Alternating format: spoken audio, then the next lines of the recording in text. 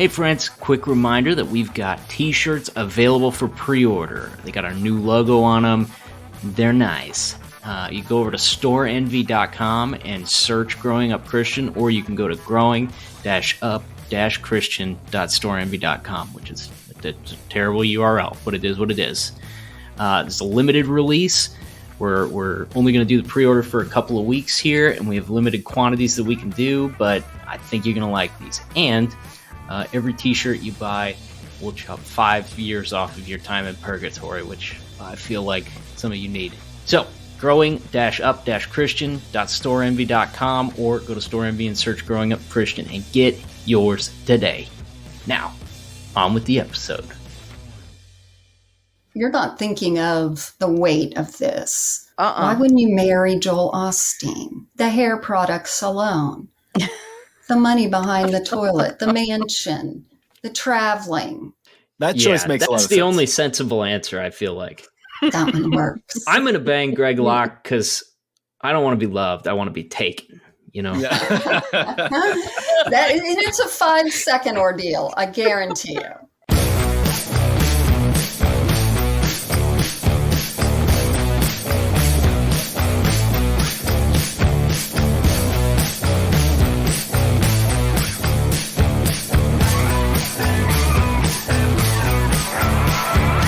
Everybody, welcome to another episode of Growing Up Christian. I'm Sam. I'm Casey. And we have Jeremiah here hanging out with us tonight. What's up, Jeremiah? Hey, guys. What's up? How's it going? Oh, fantastic. Casey, how are you? You're in a weird white void, and I'm not comfortable with it. I'm in my Kansas City apartment, and there's no decorations, and when I got here, the heat was turned all the way down, so it was freezing. But it's good now. What's freezing? I mean, it was down, like the thermostat was pegged at like the lowest setting. Oh, the thermostat's into pegging? That's interesting. Yeah. Must have been weird to walk in on that. It was like being pegged with an icicle. So you have experience with that. So I know that you're explaining something that it's exactly what that is. What's great about that is, like, if you do get it stuck, like if you overdo it and get stuck, it's going to come out eventually. Yeah, I mean, and it's like an enema, really. Was it like licking the flagpole? Like the cold and the really soft skin, like just kind of bonds immediately? Yeah, and you just got to wait for spring. Yeah. He's over there sitting on a radiator. Dump hot coffee on you. Look, if you've never had to use a hairdryer for like an emergency de-icing. Oof, man. I have never actually seen someone do the frozen pole trick. Have you? Like lick a frozen flagpole? Yeah. Yeah, I've seen one or two people do it. I mean, it's just like it looks like if there's something about the metal, your tongue is so soft, it just sticks to it immediately. I have never seen it in real life. Every time I see it in anything and you watch the pull away and like it's really hard for me to watch, because I think if somebody just like look, we talked about revenge movies last week. I think this would be a great way to kill somebody, is you get their tongue stuck to that flagpole and then you just rip their head away and it pulls that's what I think of every time I see it. So you think that the tongue is connected to everything important? Yeah, it's gonna pull your spine out. I mean, if you rip somebody's tongue out, they're deboning a chicken, then they choke on their own blood and they die. This episode's weird. I think we started off in a weird space. Yeah, I don't think you're describing tread in these waters. Yeah, I think you're describing like a Final Destination movie, not Revenge. Yeah, well, I'm pretty sure Saddam Hussein was accused of this. Yeah, that was before or after he got into chemical weapons testing on people. Right, that's according to Dick Cheney. So yeah, well, I mean, and then all the subsequent heart condition problems that people have, but that's just a coincidence. Oh, are we gonna go? So, can I go off on something for a minute? Go off, Queen. Is that what they say? Okay. So, Ghislaine Maxwell got convicted this weekend. Yep. Which that's good. I feel like it's the only possible conclusion to everything that happened. There wasn't going to be some big reveal or anything like that. But what was crazy about it, I was watching a video where they were talking about it, and both the BBC and Fox News on their like after report where they always have a pundit on to talk about the verdict and stuff. Both channels had Lex Wessner on to discuss the verdict. And so he's like the billionaire lawyer for Jeffrey Epstein. It's the one that got him the sweetheart deal when, Acosta let him off in Florida on those molestation charges and stuff. He's also one of the people accused of molestation in the case that Virginia Giuffre accused him of. And he used his time on the BBC apparently to like kind of smear her, like threw some shade at her.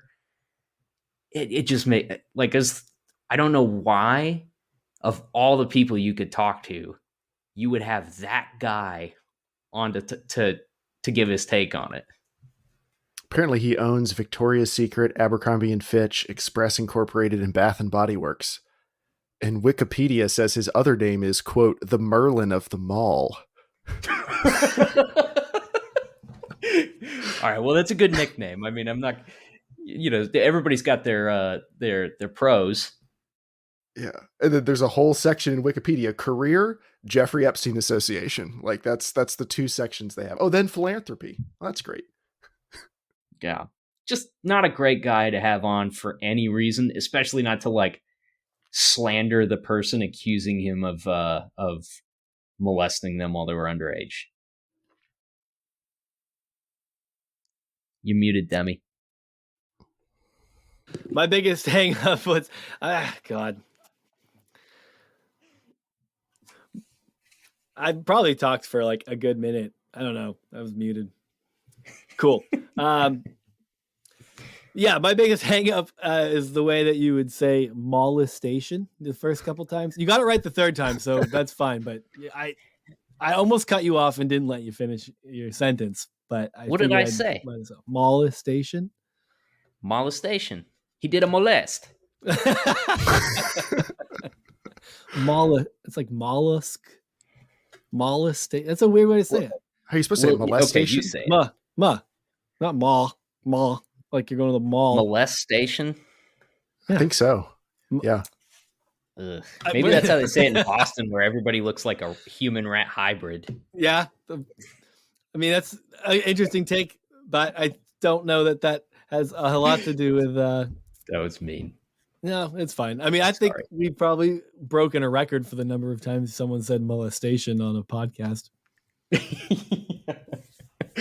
Well, let's get it over the hump. Make sure it's a hard goal to beat, at least. Yeah.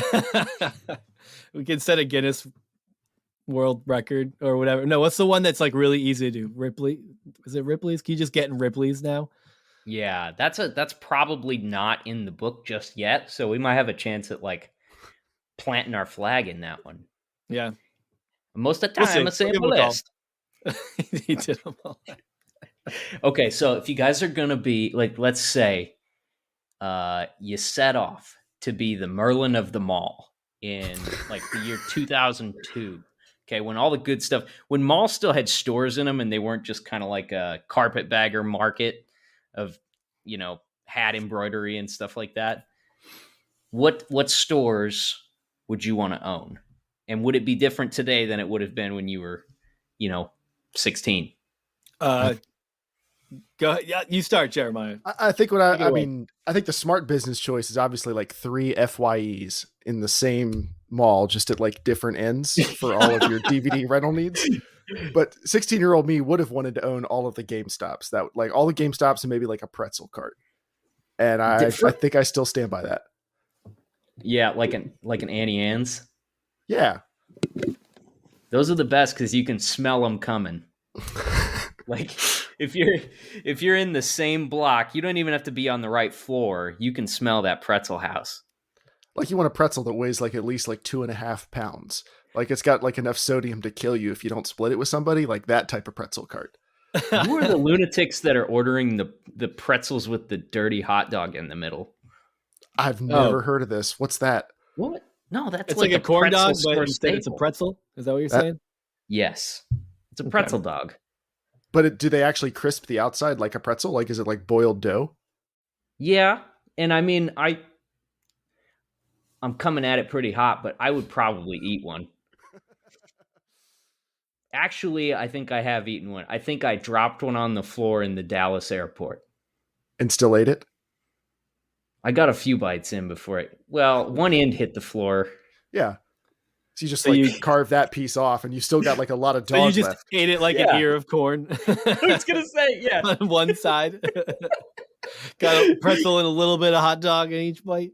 Yeah, you just nibble the side with no hair. Yeah, exactly. Okay, disgusting. So FYE, and then what was the store? It was like a movie store, but it wasn't FYE. It was like older, and they had weird action figures and stuff in it. You remember those? I thought that was FYE. I don't remember what these were called, but it was like almost more of like a movie buff, like a movie fan store, and they would have like weird. You remember like those strange, morbid action figures that some of those stores would have that were like adult collector items? Yeah, I mean, what's Hot Topic would have stuff like that too. We had around here, it wasn't in malls, but there's we had, I think it was just around this area, Newberry Comics. So yeah, it's not ringing a bell, but it's kind of like that was a mix of everything. It was like FYE meets Hot Topic meets. I'm probably explaining it wrong, and anyone from this area is gonna be like, "Fuck you, dude! You don't know what you're talking about." People like it, but there's a lot of collector stuff there too. Like you could get a wide array of music and movies, but you could get shirts and you could get action figures and any sort of collectibles. It was a big deal. I guess it still is. I haven't been in one in ages, but that's what it sounds like. Whatever your version of that was is what you're explaining. It was like, was it Cinemark? I don't remember. Anyway, somebody knows what somebody will message us with the name of it. But what's your choice, Sam? Okay. My go-to in high school, that's tough. Probably would have been some like shitty clothing store, like an American Eagle or a PacSun. PacSun was pretty dope back in the day. Yeah, I used to find a good bit of my clothes at PacSun. And then, you know why? I think that was the first store that allowed me to accessibly and easily buy skinny jeans. I think that's why I have a soft spot in my heart for PacSun. It's where it started. It's where it all started, man. I'm in college. I'm shopping around. I'm looking.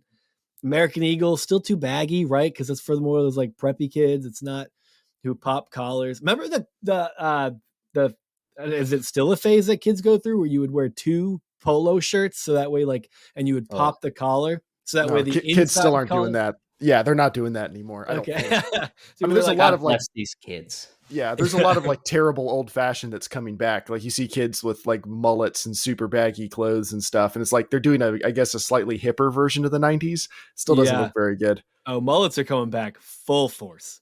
I've seen a few lately. I love the when it's like you'd put a pink polo on and then a brown polo and you'd pop the collar so inside. It's like it's fresh. Those kids were looking good. That was the kid that like stood outside the party store and tried to get somebody to buy him like Jaeger bomb components. Yeah, he definitely tried buying pills and didn't realize he was buying aspirin, and then brought it to his friends after like taking money out of his supply of mom's jewelry box. April said that like 2000s era fashion is coming back right now. Like girls are wearing those like super low cut jeans with the flared legs and really? Okay. I haven't seen anyone dressed that way yet. Very Britney. Well, yeah, she's ahead of that stuff than for me. I don't know. Crop tops are, I don't know if they were ever out, but I feel like they're literally everywhere now. There was this picture that's going around of like Ted Cruz with his daughter, like his wife and daughter. And they, I guess his daughter, she's like only 13, but she went to TikTok because that's where the 13-year-olds live. That's their metaverse right there.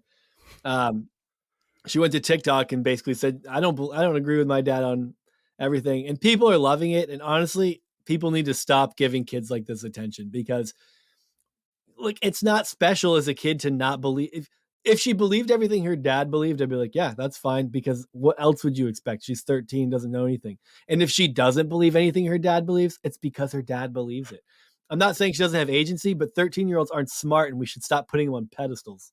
Yeah, like a 13-year-old whose dad is a famous politician and she publicly disagrees with him, like, obviously. Oh, but my connection, why I brought the story up, is in the picture that got shared around. I guess she was wearing a crop top, and that the photo that got posted, Ted Cruz had altered, so it covered the shirt, like covered her tummy. And after I heard that, you could kind of see the Photoshop job. I don't know. I mean, I'm gonna believe it because it sounds very Ted Cruz. But she's always been a problem for him. Remember when it was back during one of his presidential runs, and he like tried to kiss her on stage, like tried to kiss her on the cheek, and she's like, "No." I mean, I guess as you'd expect. If you're like pre-teens on stage with you and you tried to kiss them in public, that should be their reaction. It's like, fuck off, Dad. Yeah. That's such like a pandery move of, look how close my family and I are. He tried to kiss her on the lips, I heard, because just to show how close they were. His lips are slimy, guaranteed. He looks slimy to the touch. Like he looks like, remember in the first X-Men movie, that guy that turned to jelly? Yeah. That's his mutant power. He does look a little bit like a linebacker who just started melting like 10 years ago, and he's just gotten sadder and grayer ever since. Like someone like robbed a wax museum and put Frosty's hat on it. Yes. Dude comes to life. Oh, man. Okay. My Merlin of the Mall choice is the same then as it is now. I want to own the store that sells like hookahs and beaded doorway covers and swords. You want the woo-woo Mall Ninja store. Yeah, it's like a brick and mortar Wish. Yeah, dude, that's what it is. I don't know what mine would be now. I haven't been into a mall in so long. I don't even. Those still exist? They're not doing well. It's not good. Wichita has two.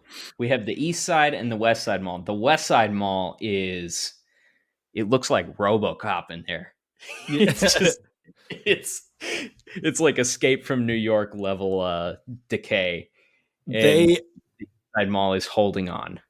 I feel like malls were like the only businesses that were excited about the pandemic because they were like had an excuse to take money and not have to completely hole up, because like you would go into them, they're already like kind of empty, and now that's like the pandemic. Like that's why we were okay, and now the pandemic ruined us. So we'll just take that government money and just not hemorrhage money for the next year and a half. Perfect. Yeah, Yankee Candle and their $1 billion PPP loan. Yeah. I think I'm like the odd man out, but I actually like malls because I don't like to shop for things online. Like some things, like clothes especially, like I want to like see it and feel it and try it on. That's what TJ Maxx is for, dude. Sending it home. I'm weird shapes. I need to be able to try stuff on. It's hard. Like I'll try it on and then I can buy the other 10 versions of it online, but I really want to go in person if I can. Yeah, I'm 5'6" and 80% torso. I need to see what these jeans look like.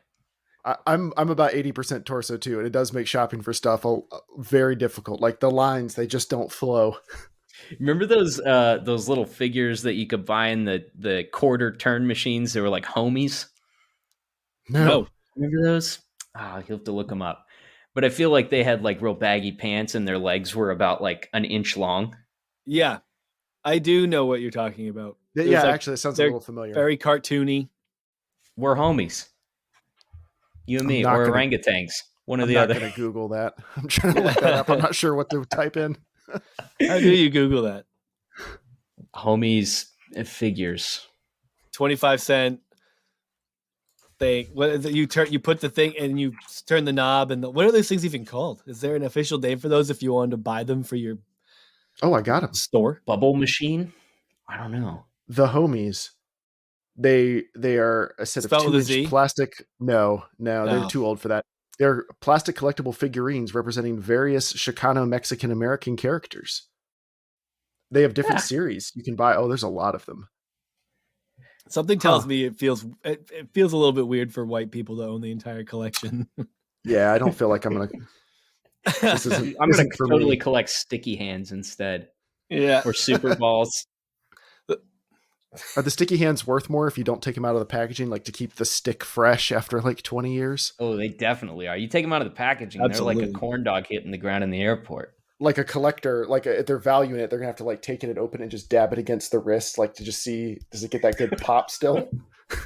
Dude, I can't wait like 30 years from now to watch Antique Roadshow, and there's somebody like popping a Super Ball out of the original plastic bubble that it came in the quarter machine.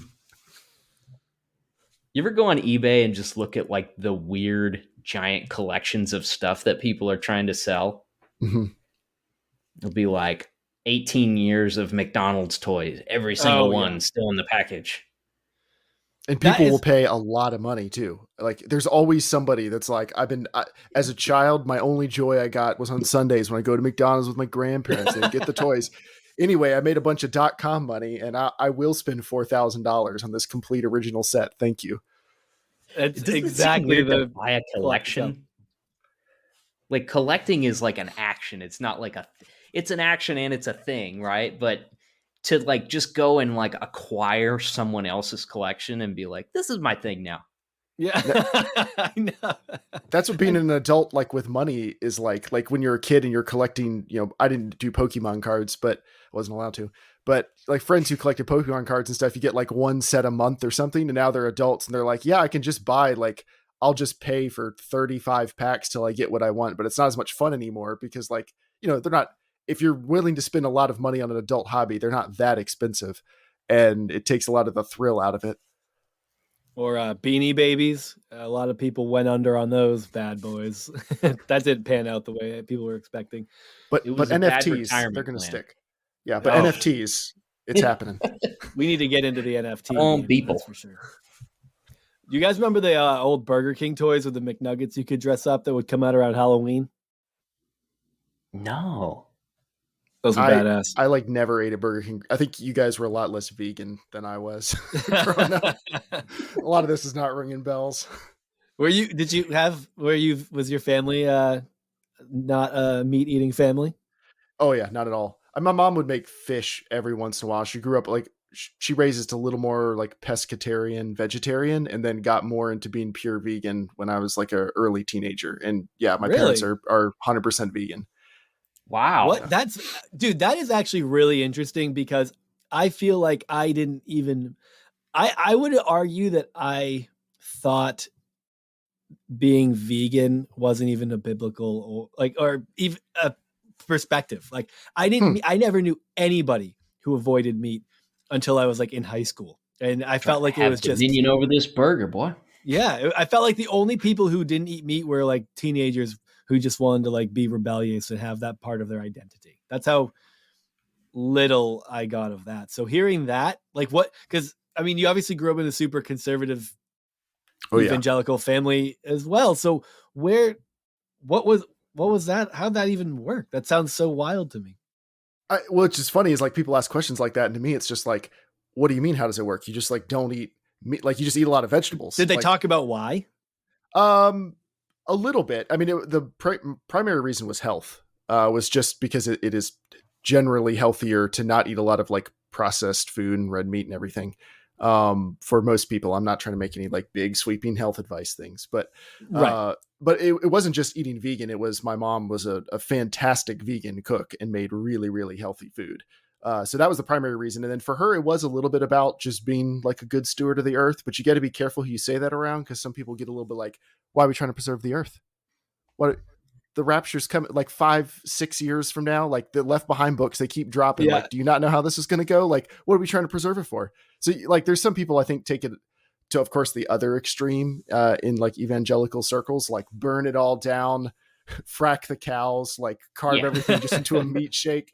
Like, but my parents, I think they're starting to, they don't gloat, they wouldn't do that, but they're getting to the age where like everyone else their age is on a bunch of medications and health is starting to break down and stuff. And my parents are like, hey, like we're about to be retired. We're going to go backpack every national park. Like that's their plan. And they're like, my mom out rock climbed me, which isn't like a huge feat. Let's be honest. I'm heavy, but she out rock climbed me like a couple Christmases ago and she's 60. Like they're doing fantastic. So it's hard to argue with the results. Yeah. No, yeah. I mean, dude, that's sick. I think it's so funny. I would have been so blown away. Meeting a vegetarian or vegan family when I was like I don't know, elementary school kid, even middle school would have been like meeting liberal Christians. Like, whoa, well, these exist? They weren't super strict about it. Like if we went to a restaurant and we wanted to, like one of us wanted to get a burger or something, that was fine. It was just, they weren't going to cook it in the house. Which is even cooler. I like that perspective. Rule. But they, it's a lot easier to be a vegan these days than it used to be. Like kids these days, like there's actual vegan ice cream that's fantastic. There's, I think cheese, they still can't make a good cheese, but there's butters and stuff. You would never know the difference. I mean, there's a lot of like legitimately awesome vegan food. They're even getting like Beyond Meat is getting to the point where like, it's not the same, but I could have a good Beyond Meat burger. And if it's like properly dressed and stuff, like it's as just as good of an experience as having a real meat burger. But back in the day, like the ice cream was just like hard as a rock. It just tasted like icy coconut water or something. and like the yogurts were terrible. Like soy has come a long way. Like I used to eat soy in the dark, the really dark, bland days. Yeah, everything's kind of moved that direction. Like you can have some wild dietary ideas and probably find some pretty normal foods to eat as substitutes. Yeah. When thinking about, like, some people will still, I don't know, I guess you'll hear people have differing opinions on the Beyond Burger. Some people are like, you can barely tell the difference. Other people are like, it doesn't taste anything like a burger. I've never tried one myself. I've been interested in giving it a shot. But it's funny because, you know, McDonald's, is McDonald's in on that game or just Burger King? I forget if they're all in on it now. They're pretty much everybody has an option now, like a Beyond Burger, Impossible Burger. I think Burger King might have been the first with like the Impossible Whopper or something. That's right. But I think it's funny because if I want, sometimes I want a McDonald's burger. I just think they taste good.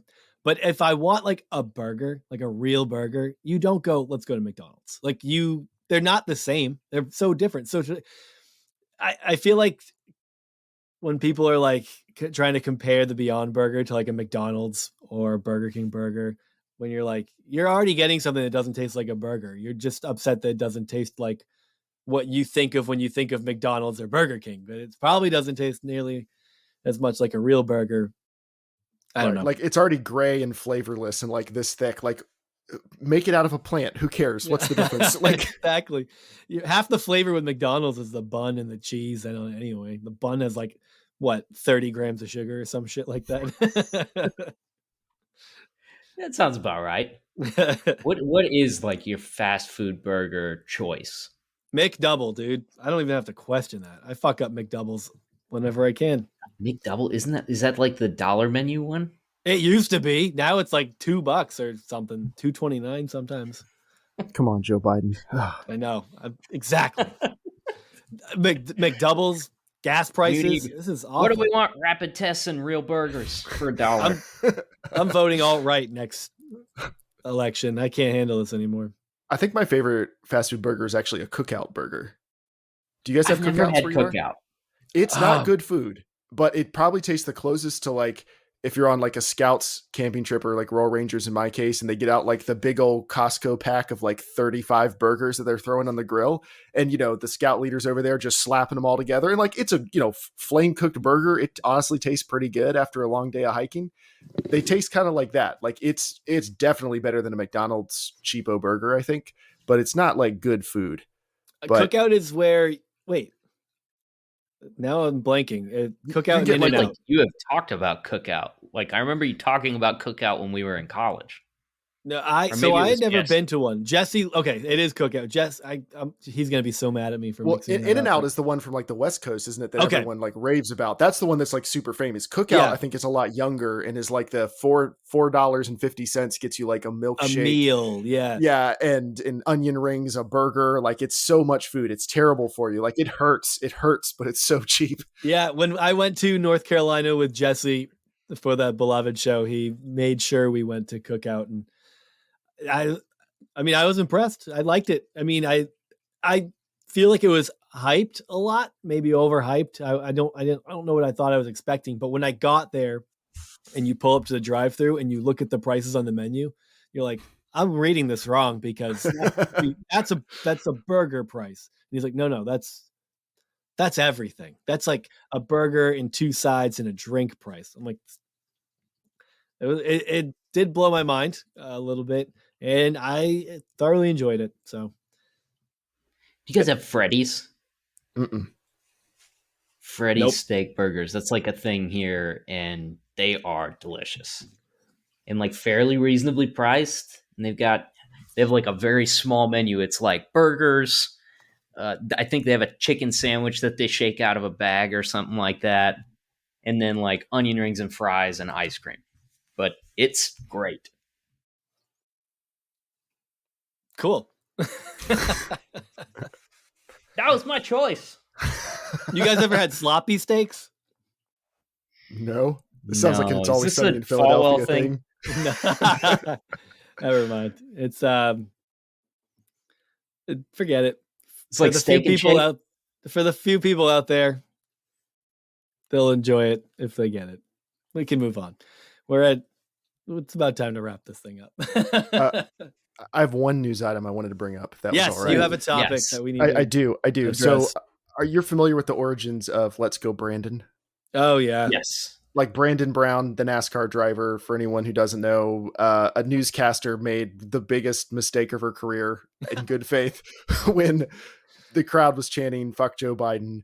And she trying to like not get an FCC fine was like, hey, I think they're saying let's go Brandon. And the NASCAR driver, Brandon Brown, was like, yeah, okay.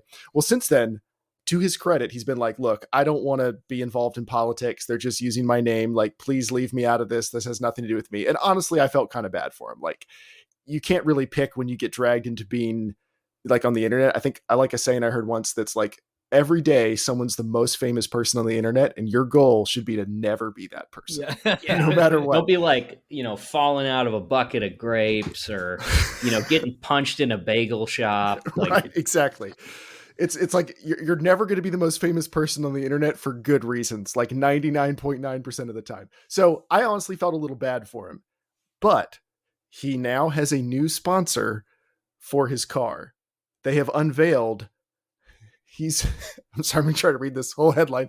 He's going to be sponsored by cryptocurrency meme coin, Let's Go Brandon coin, which has been unveiled for the 2020 NASCAR Xfinity Series season. But it gets better. Guess what the short version of that name is? LGB coin. Okay. LGBcoin.io. Let's Go Brandon coin. So on their website, they're the official partner of, and they do partner of with no space between the two words because this is run by amateurs, of NASCAR Xfinity Series driver Brandon Brown, blah, blah, blah. It's a decentralized meme token inspiring positivity and patriotism, grounded in a strong belief in the American dream and the principles of freedom. This is America's coin. Brought to you by Austin University. The coin is currently selling for $0.0000009,445.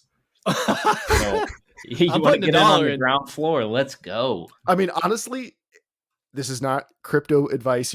All crypto is a scam. Don't do it. However, if you wanted to spend like $1 on Let's Go Brandon coin, you could get, I think, 10 million coins. I don't know if I'm doing the math right. You can get a lot of coins and just wait. Maybe it'll go up by like 18,000% like some of these stupid things do if the rednecks figure out how to download MetaMask. But so he's having LGB coin painted on the side of his car. Although NASCAR in the past couple of days, they had approved it. And now that they've seen the car, they are having, quote, higher level discussions about that sponsorship. Why is he? What blows my mind is that he wants that sponsorship. I mean, he's a real NASCAR driver. Are they really paying? Is he being paid well for this? Yeah, it seems so crazy. Money to sponsor one of those cars. Yeah, so to sponsor with a coin that represents something political that he didn't even want to be affiliated with is really. Well, he said he didn't, but I'm wondering if maybe he thinks this is like his opportunity to like ride the wave. Yeah. Just that whole game, it's all money based. Like if you got the money to compete, you'll compete. If you don't, you're just only ever going to do so good. That's the way I understand it anyways. So when somebody waves a check, do you want to race or do you want to stay home? Yeah, but how much cash could LGB coin possibly have? Well, as someone who owns 14 million Shiba Inu coins, I would guess that it could be a lot. Is that a true story? Oh yeah. I shouldn't be in charge of my own finances. What I love is the people talking about like Shiba, like they think it's going to pop like Doge. And they're like, what if it gets to a penny? And I think, or a penny or a dollar, one of those would like exceed the GDP of the world. Like there isn't enough money in existence for it to go that high. But people still think like, yeah, I don't know, the memes, they just do this. It could just pop off. I mean, all I have to do is go up to like, if it even went up like to like 50 cents or 10 cents, you'd walk away with what, millions, right? If you're looking at what meme coin, I don't remember how many zeros were in front of that 9.4, that 0.94. Oh yeah, it's an insane amount. It's down to all those zeros in 7,918. It's gone down about 20% in the last 2 minutes. So yeah, it's a wild ride when you're in meme coins. Crypto is all about like you got like the 5 ones at the top, which have legitimate futures. And then there's everything else, which is all just like, what are people Googling today? Right. It's like hype, 100% hype. And you got to jump off that train before the hype dies. Yeah, there's definitely some, like my brother-in-law invested in one that I think he bought it when he bought a bunch when it was like $29 a coin. And then it shot up to $350. And he didn't cash out. Now it's down to like $250 or maybe even $150. He thinks it's going to go back up. I'm not sure that it's trending in that direction. But what doesn't I'm an idiot. I don't know anything about crypto. Let's keep it that way. Like that's the best thing for everybody involved. No, like, it's my get rich quick scheme for someone who doesn't know anything about it. It's like gambling for people like us, right, Casey? You're just like, yeah. I mean, why not? I'll throw $100 down here, see what happens. I think the difference between this and gambling is gambling kind of has rules. Like there are odds that do exist, even if they're like super stacked against you, they technically exist. I don't think this has that. This is more like I'm going to shoot a rocket into space, and if it lands on a planet that can support life, I'm rich. I think that's how it works. Like that's the logic really that goes into this stuff. analogy. Like there's a non-zero chance it will land on a planet. Space isn't all empty, okay? Yeah, we're actually starting our own pretzel dog coin, and you can just make those checks out to Casey and Sam. Yeah, I mean, why don't we start our own? How do you make a coin? Can we make growing up Christian coins? I think you just yell it loud enough, and it happens. They just show up. It's like Michael Scott declaring bankruptcy. We'll make a meme coin, build a community in the metaverse, and we're riding this thing into the 22nd century, baby. When you build your template website that looks just like all the others, make sure yours also has like a strong team behind it and a robust roadmap and like a super cool community. Like hit all those fine points like they all do, and like you can't go wrong with Guck Coin. Exactly. Guck Coin. I don't like the sound of that. It sounds great. Well, it could be guck.io, so you call it Guccio. Ooh. Gucci, man. That sounds European. Guccio coin. We'll sleep on it. We'll come up with something good, and then you can all invest and make Casey and I rich, and then we'll just cash out and say, see you later. It'll be great for us. So we would appreciate your support. This was like the long con. There's no hell. You got 60 years on this rock. Scam somebody if you get the chance. That's what I say. Yeah. This whole thing's just been a long, slow build up to just launching your coin and checking out. No, we're building trust. You establish that trust, and then you take advantage of it as soon as you can. So that we're on our way. All right. Our guests, plural today, are the lovely ladies from Deconversion Therapy Podcast, Bonnie and Karen. And this was just, we've had them on before. For anyone who's been following us and listening from kind of the start, I forget what number episode they were. We had a great time talking to them. They're very funny. Their podcast is very funny. So we thought it'd be great to hang out with them again. So we invited them on and just talked shit. I mean, there was no agenda. There was you know their stories. If you don't, go ahead and listen to that first episode that we had them on. You can find it in the back catalog. I'm not going to help you or give you a number or stop to look it up, but it's get their story and then come back to this one and listen to us. What? I mean, where did we go? It was all over the place. Oh, we talked about Bonnie's Hollywood career and played some goofy games. It's fun. It's a good fun time. Episode. So, yeah, enjoy our conversation with Bonnie and Karen, Deconversion Therapy. But first, a word from our sponsor. Holy shit, everyone, it's 2022. And what better way to bring in the new year than with Captain Cecil's coffee? New year, new coffees. With flavors like Atlantic and Daymark, there is a host of single source blends, one that is surely going to fit your palate and make your morning a lot better. Captain Cecil's proudly donates 10% of all sales to various lighthouse preservation organizations across New England. Going into the holiday season, he offered us a very generous promo code of 20%. But because Captain Cecil's loves us and the growing up Christian community so much, he's decided to extend that 20% to our listeners going into the new year. So go to CaptainCecilsCoffee.com and remember to enter the promo code GrowingUpChristian at checkout for 20% off your order. And of course, all orders over $50 get free shipping. That's CaptainCecilsCoffee.com. Enter promo code GrowingUpChristian. Hey everybody, we're back with our guests, the incredibly funny hosts of the Deconversion Therapy Podcast, Bonnie and Karen. Hi, Bonnie and Karen. Woo! How you doing? Oh, I'm supposed to ask you that, so let's just start over. We're going to take over. Sorry. This is Bonnie and Karen. Today we have Casey and Sam with us. Yeah, this is what happens when you have people who host podcasts on your podcast. It's like interview inception that happens. Right. It's like an arm wrestle to see who clicks cruise control first. Exactly. I'm just going to kick it and let you guys take us to the end here. Is that fine? You guys want No. Yeah, weren't you going to open us up with a word of prayer? Yeah, Heavenly Father. No, that's as far as I'm going before I feel very Tongues embarrassed. only, or I'm out of here. I was gonna get real charismatic. I never did tongues. It's tongues adjacent. I hoped at some points that my prayer in the charismatic group would somehow evolve into that, but unfortunately, it never did. I never had my moment of tongues. So. Did you guys? I don't think we covered this before. Did you guys ever have your moment of tongues? Did we talk about that?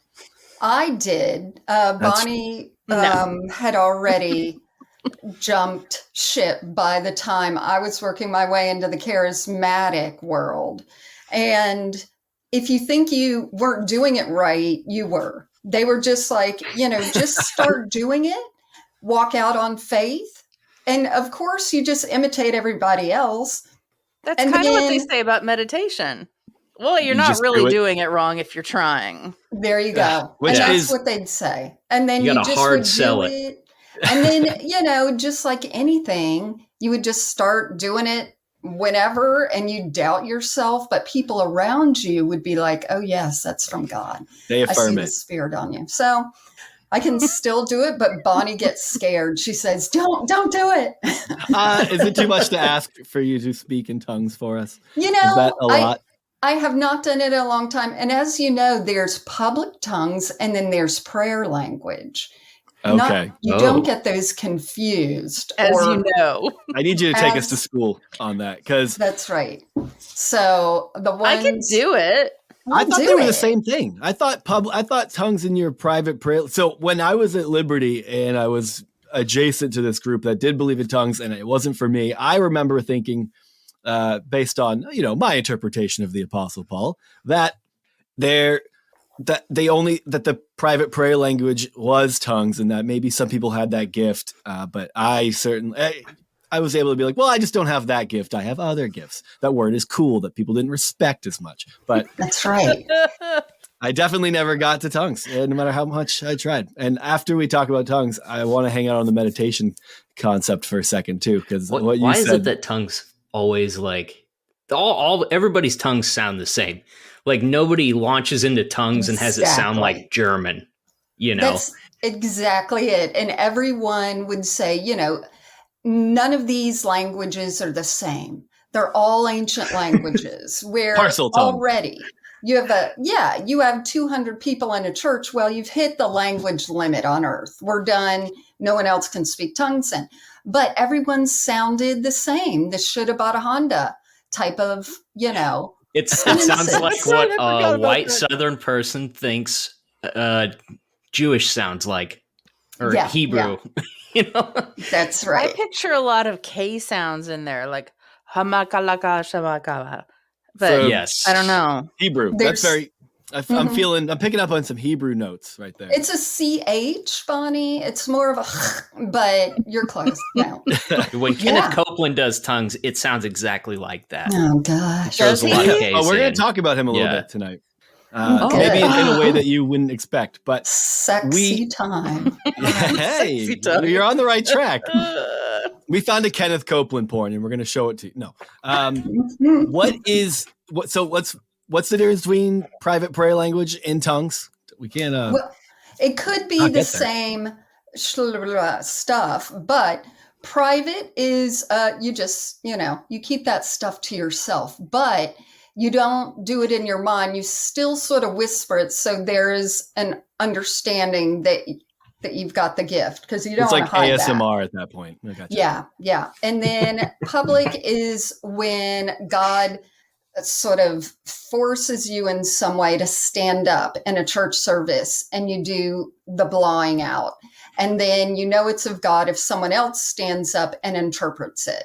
And let me tell you, I've been in a few where there's very long, awkward silences, and you're just like, oh shit, that guy's not of God, because no one's interpreting, and everyone's really nervous, and then someone will stand up. Just like if no one is saying hi to someone, I'm like, I'll do it. So someone stood up and interpreted, and God usually says the same thing. He says, my children. Funny. The time is getting closer. It's time for you to know that I love you. You're my children. You're special. I mean, it's impending doom. There's a doom, and you're special, which is the deadly mixture. Yeah. I love the idea of having of someone being able to stand up and interpret for someone else what they had said, because that could go so wrong.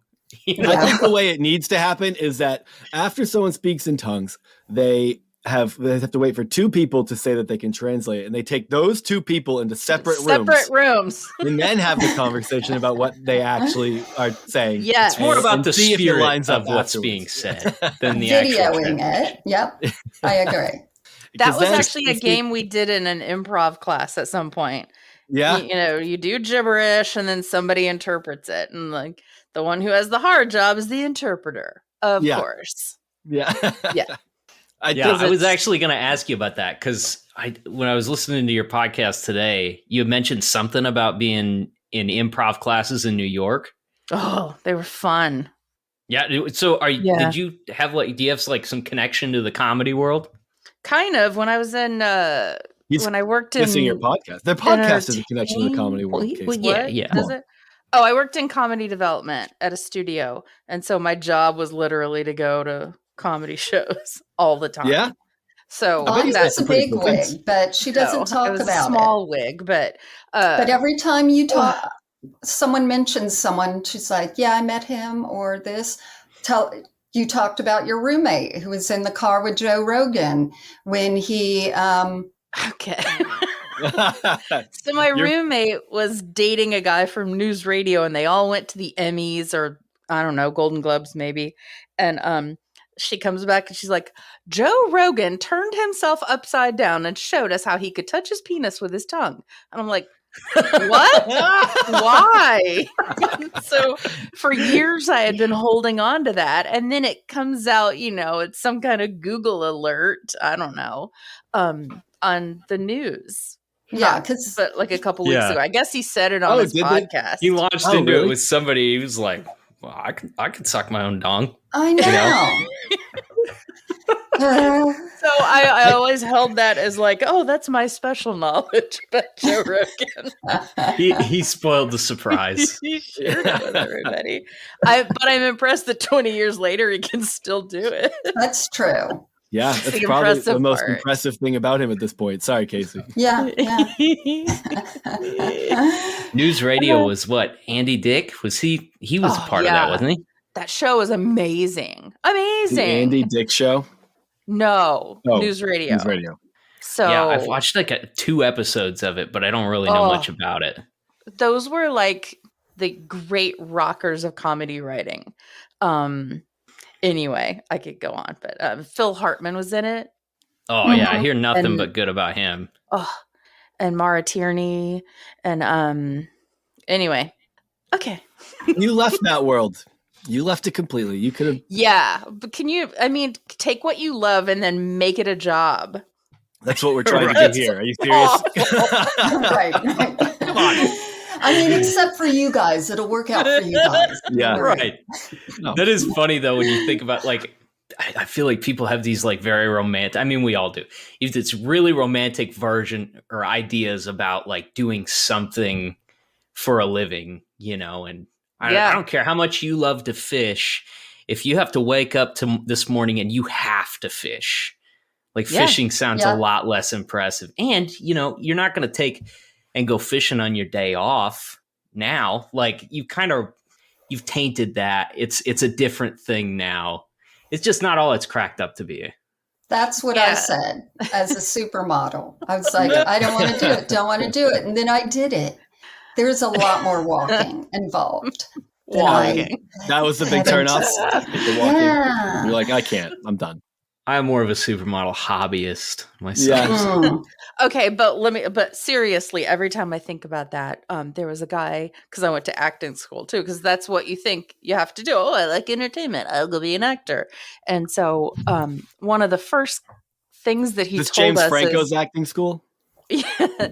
No. Although I don't know, maybe it was. But one of our teachers said, don't mistake a love of enjoying something for wanting to create it, because those are 2 very different things. And that stuck with me forever. And I'm like, yep, I'm out.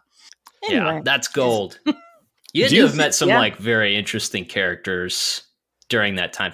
I mean, some people who are absolutely nuts. I would imagine. Yeah. Who was the cutie? What? Everyone. Who was the cutie at your school? Who was the cutie at my school? Yes, I'm trying. He was in the afternoon classes and I was in the morning classes. Adam Scott. No way. And I would go peek in and watch them doing their dance rehearsals and stuff. I'm like, he's so good, because he's just talented, and talent wins, and he deserves to win. Anyway. Yeah, I feel like. And then there was this meathead guy. I know this isn't what a podcast is about at all. There was this meathead guy who was such an ass, and he would go up to girls and go, "You know why I look like this?" And they go, "What? No, so I don't have to date girls like you." I'm like, no way. Oh, who says that? Who is it? Is this somebody? Is this like Joe a name now? Rogan. And that was the first time I met Joe Rogan. Yeah.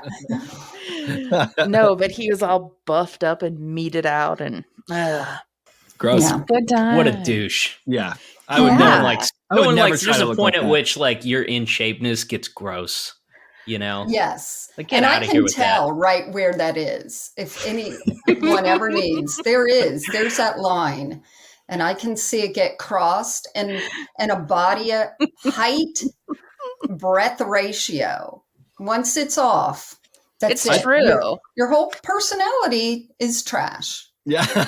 It's a I think- pound difference. It's I'm a like big so much fan of your of- mental energy is devoted to that. Like you can't be funny or charming anymore.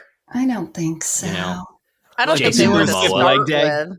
I like the people who skip leg day, where it's like they're really big up top and their legs are like they like chicken Yes. legs. No, I feel so bad for them because no matter how many leg days they do, it's still going to be wah. I So remember, that was still you a Q-tip. guys. I think it was Casey asked us before we started if we've gotten any like blowback from anyone. And there was this, he wasn't a pastor, but he was like a wannabe something. And he kept messaging me. Anyway, he wanted to write a book on people who were deconverting out of evangelism, out of the church, anything. And, I told him just, not going to do it, not going to talk about our listeners to someone and then use it. And he just got all, he was creepy, very crossing the line all the time. And then we saw he did have a podcast and he did have a book. And his podcast is him taking a picture of himself in a weight room mirror, sitting on a weight bench with his not it being a leg day for a long time, but the upper half very built. And we're like, that's your podcast cover? I mean, you guys, if you did it again, if you want to take a selfie in a gym mirror, feel free. But yeah. I'm not about do to. it I don't go to before gyms for sure. Yeah. All right. I like those people though that are very curious and want to learn more about people who deconstruct. And it's like so they can make a short list of reasons why everyone is deconstructing. Yeah. Like the Gospel Coalition did this article a few weeks ago. Did you guys see that? No. Where it's Yes. like, there's We 4 talked main about reasons. it, Bonnie. We actually talked to that guy. Really? We had him on, and it was just such an unfruitful discussion that I don't think we're going to even air it. Like, it was just pastoral deflection. You know what I mean? Yeah. Like, Yeah. and then, because there was very like cut and paste answers for why people deconvert and the very simple one-line solution for how to not fall for that trick.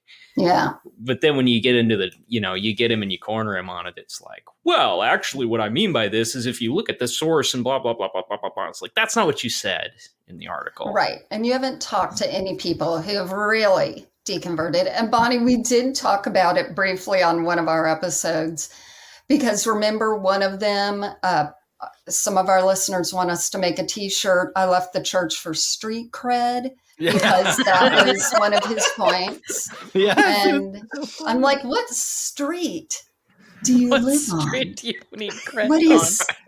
Is that's not the Huffington Post piece, is it? No. Okay. No. This was, the Gospel Coalition. And I think, what was it? 1 was Trump, 2 was street cred. Oh, yeah. You were Okay. All right. hurt Yeah. by Yeah. the church. Yeah. First one was church hurt. Church hurt. Bad And teaching. the prescription was lament. Oh. Lament. Yeah. I Just guess you be say, sad about it. that's Suffer. that's Live sad. through it. Mm-hmm. You should come to Bible study. The street Did you cred guys- one was the funniest one though, because it's Street like because they make it seem like such a trivial decision to like throw your worldview into Right. tumult.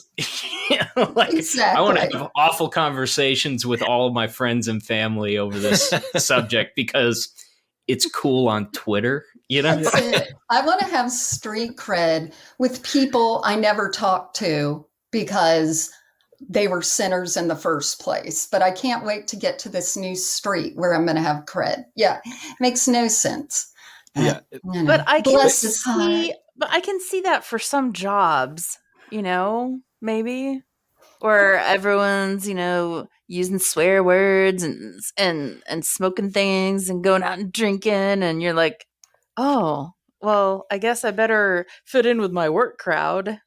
Yeah, That's I just made all that stuff work nice. for me in Christianity, so it wasn't a big deal. It's like that's what's so funny about it. Is like all these things that he acts like people want to do. Like, oh, I just want to go sin. I'm like, I don't know if you've like been to church, but like the only difference is like, I mean, if you're a Christian, you just get to apologize and repent for it afterwards and still be good. Like, or feel super guilty any about real it. difference between like what's going on in and out of the church.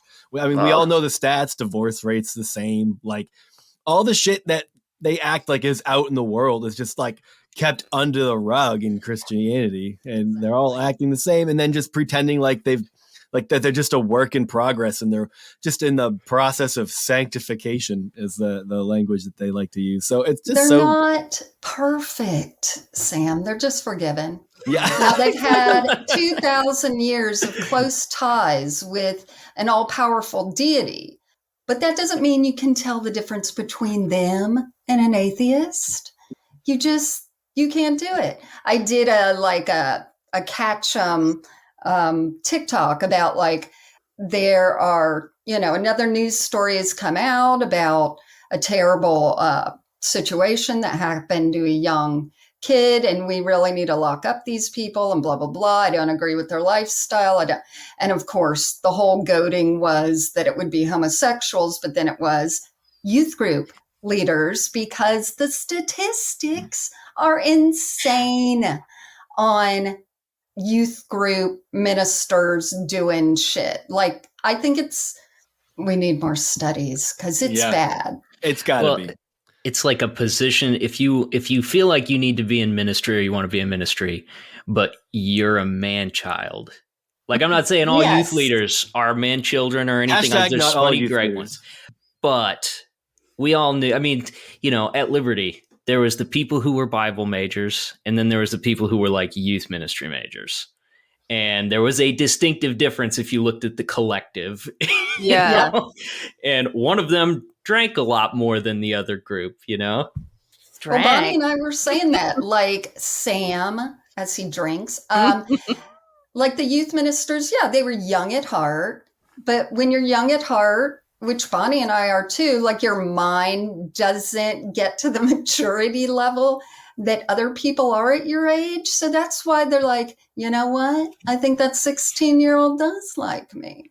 That's the situation. Yeah. It's like it is an uncomfortably common. Yeah. Okay, so if you take the church as a business and you look at the head of the church, okay, that's the CEO and all of the different parts, like there's no secular version of a youth minister. You're like the CEO, only with less responsibility and impact and accountability. Maybe the equivalent of that would be like the CEO or company owner's son. That's exactly what I was going to say. This is getting a little too personal.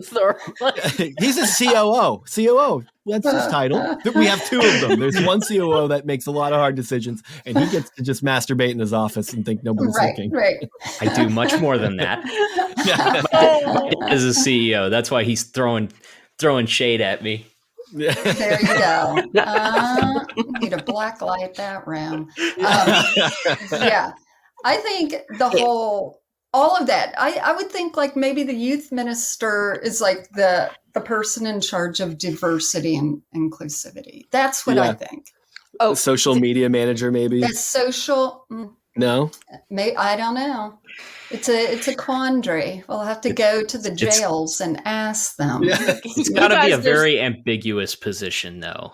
Like without a lot of like tangible things that you could connect to it. Like it's not the CFO because he has all the financial stuff to do. You can look at a report at the end of the year and say like what all things he did.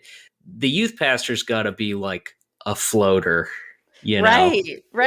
Like an intern who just never goes. Right. We had so many youth interns. Wow. Yeah. So did you have youth interns that were that came alongside the youth pastor, or did you just have a revolving door of people who were in charge of the youth group? People who were 1 or 2 years older than we were. Right. You were like, spiritual superior. Look at my authority. I have to let a dog in. Oh.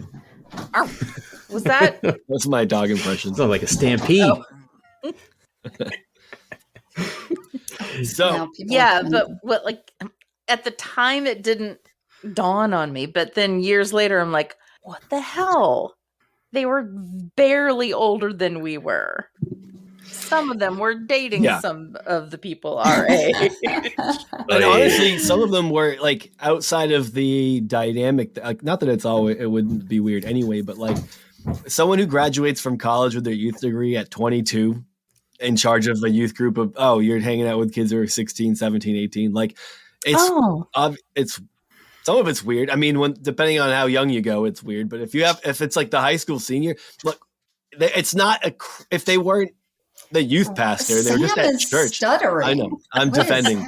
I know. It's just not like the most unreasonable thing for that person to find someone in the youth group attractive. But instead of being like, that's exactly why you probably shouldn't put them over a body of students. You're like, that makes them perfect for this because they're only a few years removed, so they can still understand them, and the kids will respect it and look up to them, and it has the potential to create a very problematic environment. I remember when he was lame as a member of the youth group.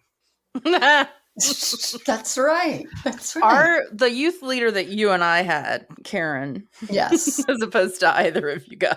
We got ripped off. He didn't seem cool at all. No. He was very farty. And that's how you know he's safe. he was farty.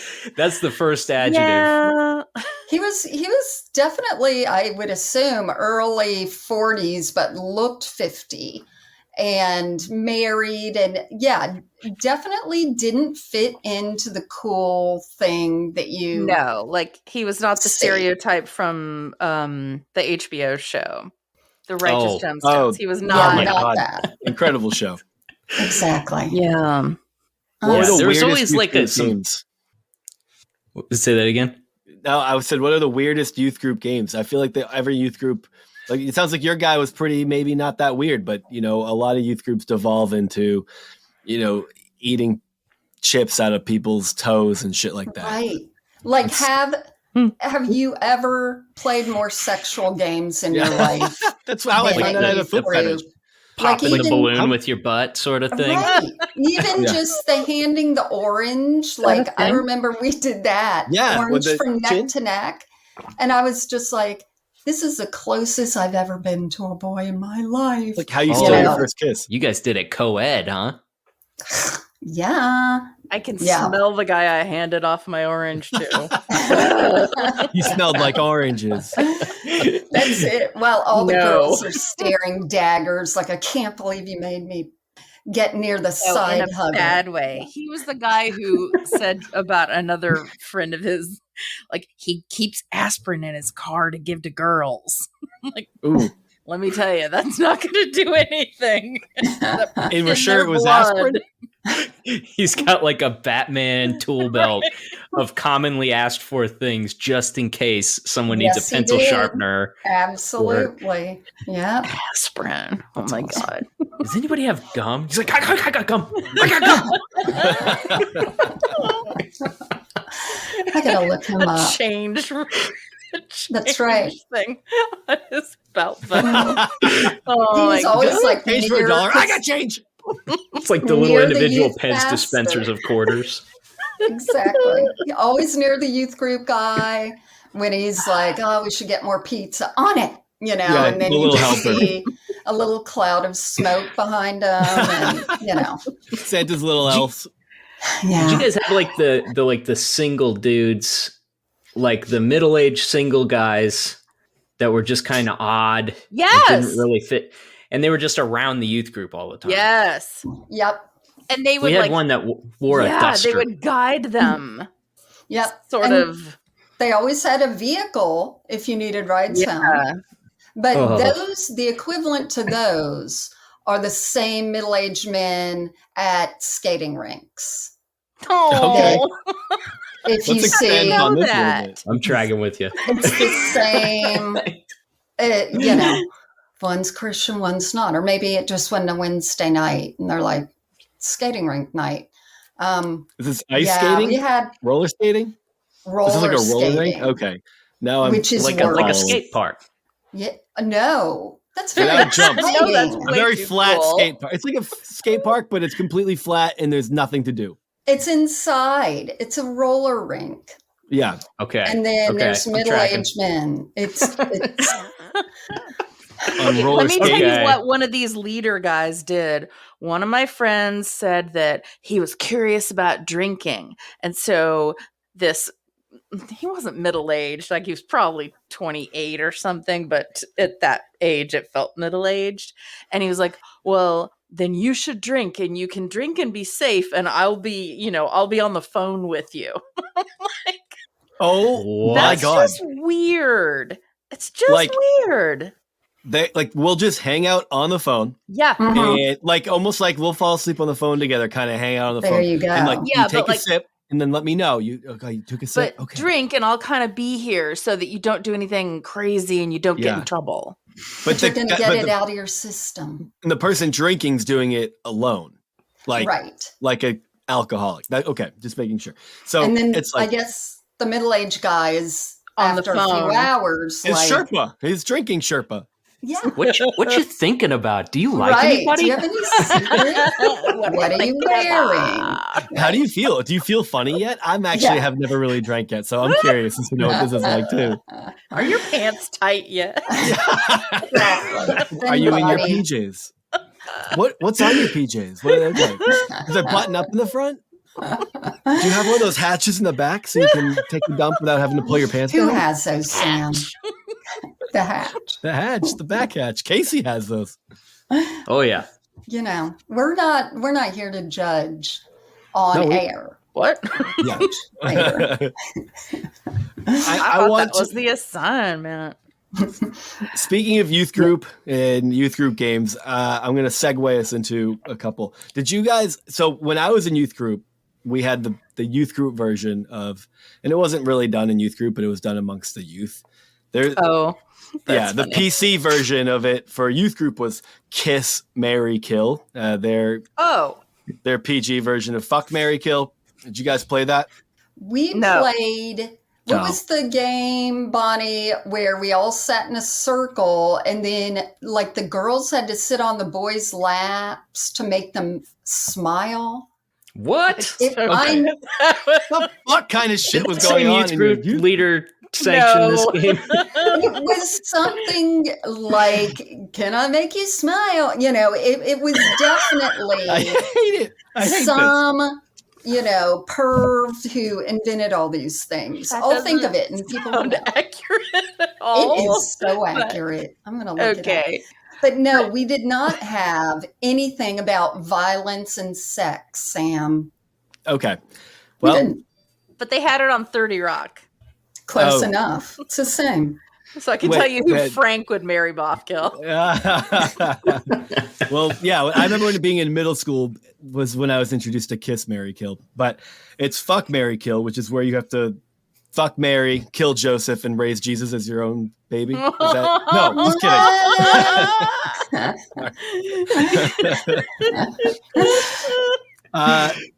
That's Okay, but we're gonna play this real quick, and of course, I believe both of you are happily married. So this is, of course, No. just make believe and pretend. No, okay, not happily, just married. Okay, I'm married, Bonnie's not. okay.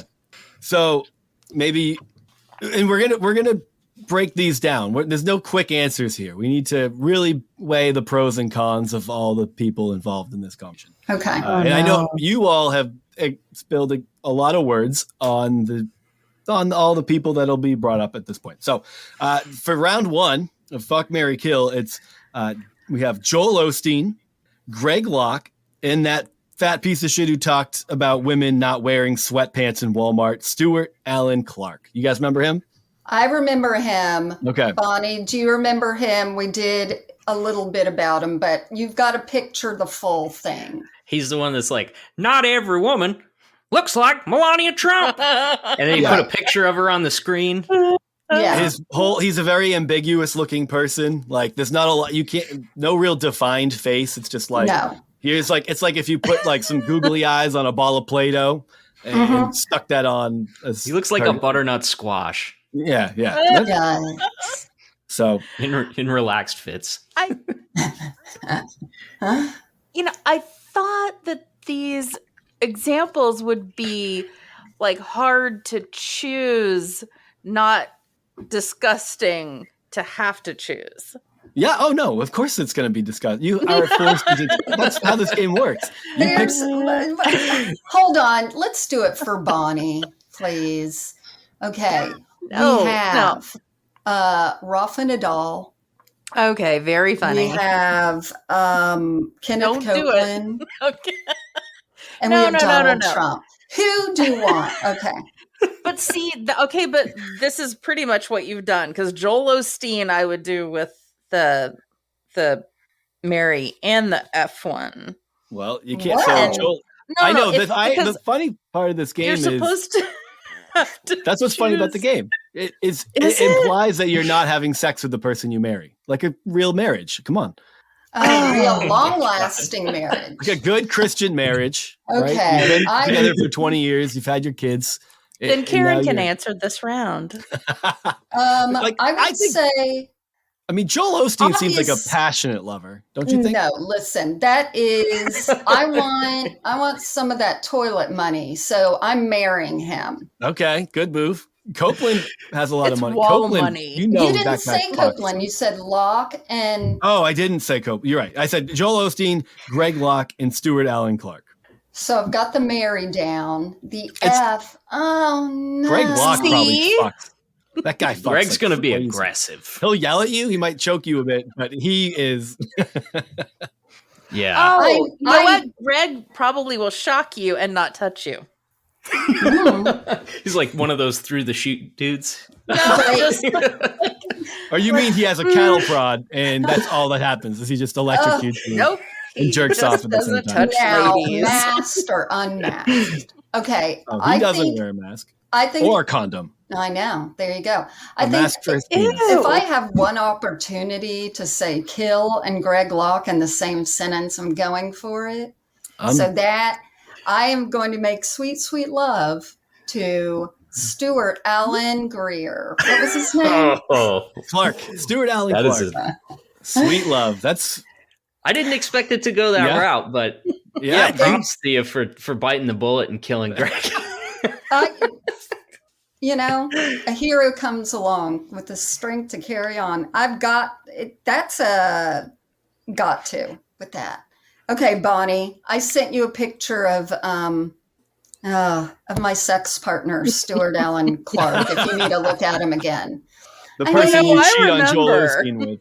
Oh, yeah. You're cheating on Joel Osteen with Stuart Allen Clark.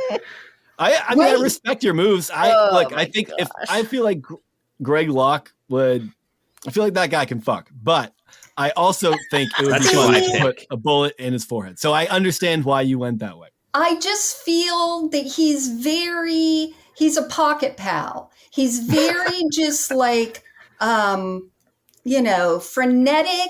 and, well, that's true. It'd be 5 seconds. You could close your eyes and pretend he's Zach Galifianakis because you should marry him and then you could stay in separate rooms and be, I don't estranged. Think you're not thinking of the weight of this. Why wouldn't you marry Joel Osteen?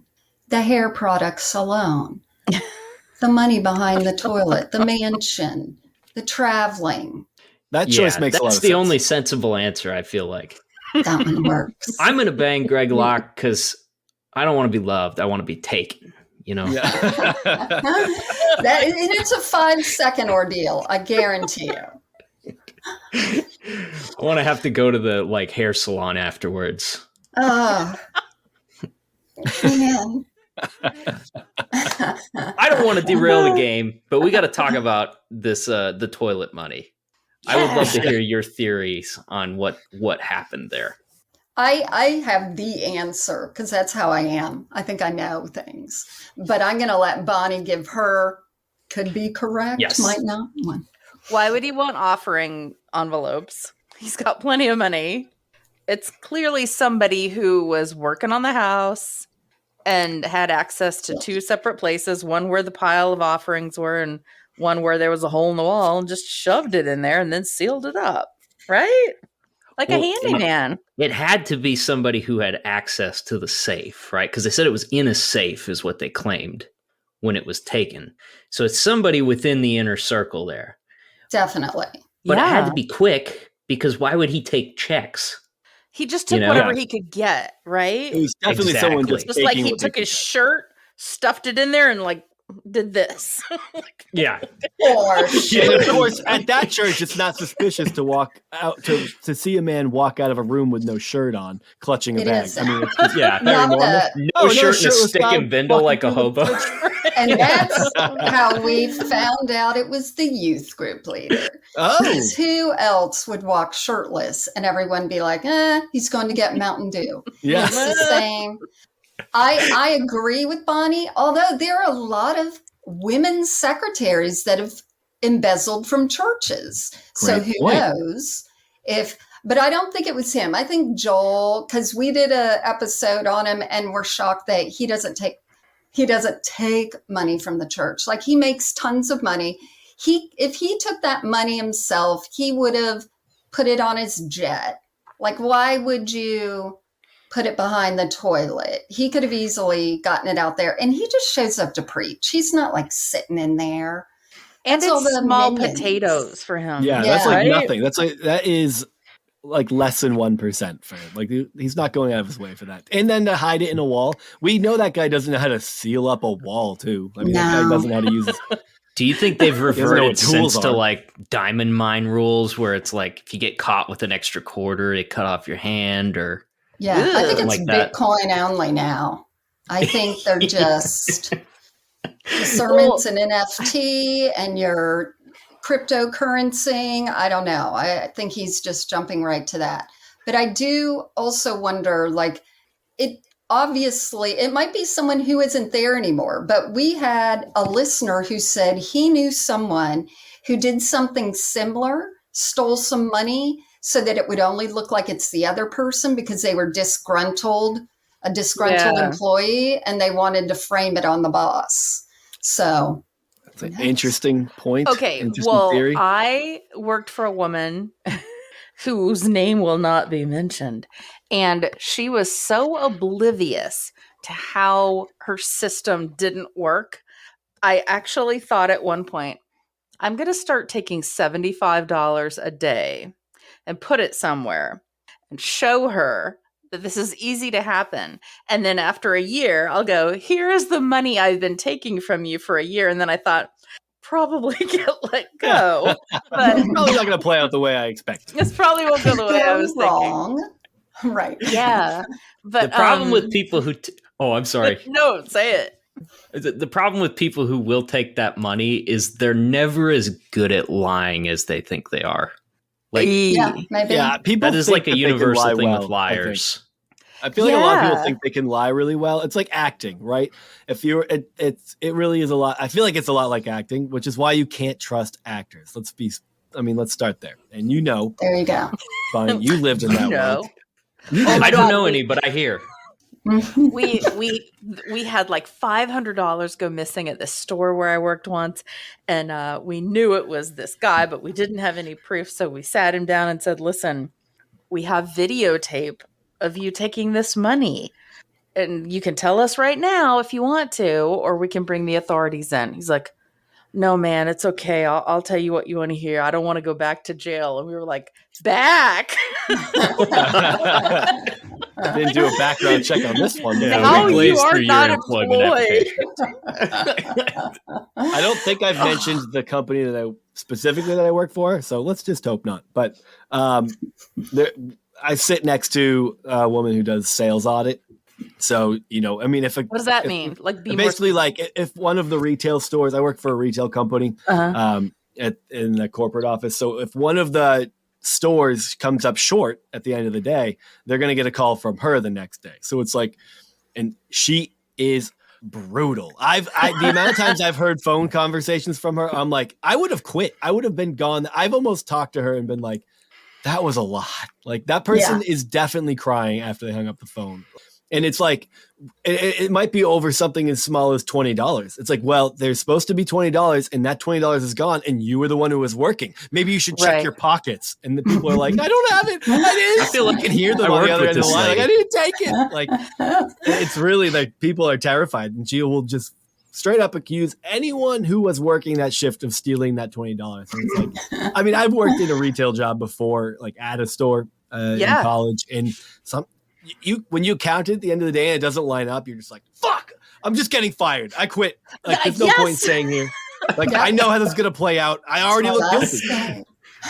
Yeah. Oh my gosh. Okay. So this has nothing to do with God or anything, but I was working at Macy's when I was like 21, and somebody came up to me and they're like, somebody gave me this gift for Christmas and it's chocolate and I'm diabetic. And I'm like, oh, I'm sorry. So I go about like, do you have your receipt? No, you don't. Of course, you said it was a gift. Da-da-da-da. Here you go. And then I realized she had just taken it from the display right up over to the left of me.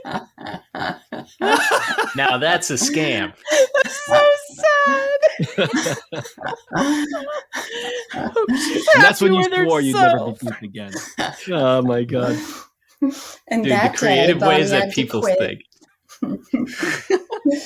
What'd you do about it? Did you run to your manager and come clean right away? That you Not or did a you bit. just like No. you were like, well, we'll see how this plays out. I'll just go put it back on the display. Oh God. So Bonnie went and made a Xerox of the candy and then cut it out and then placed it there. Oh my They'll never God. know. Oh, Decoy. so wrong. Decoy Do chocolate. you have any other people you want us to deflower?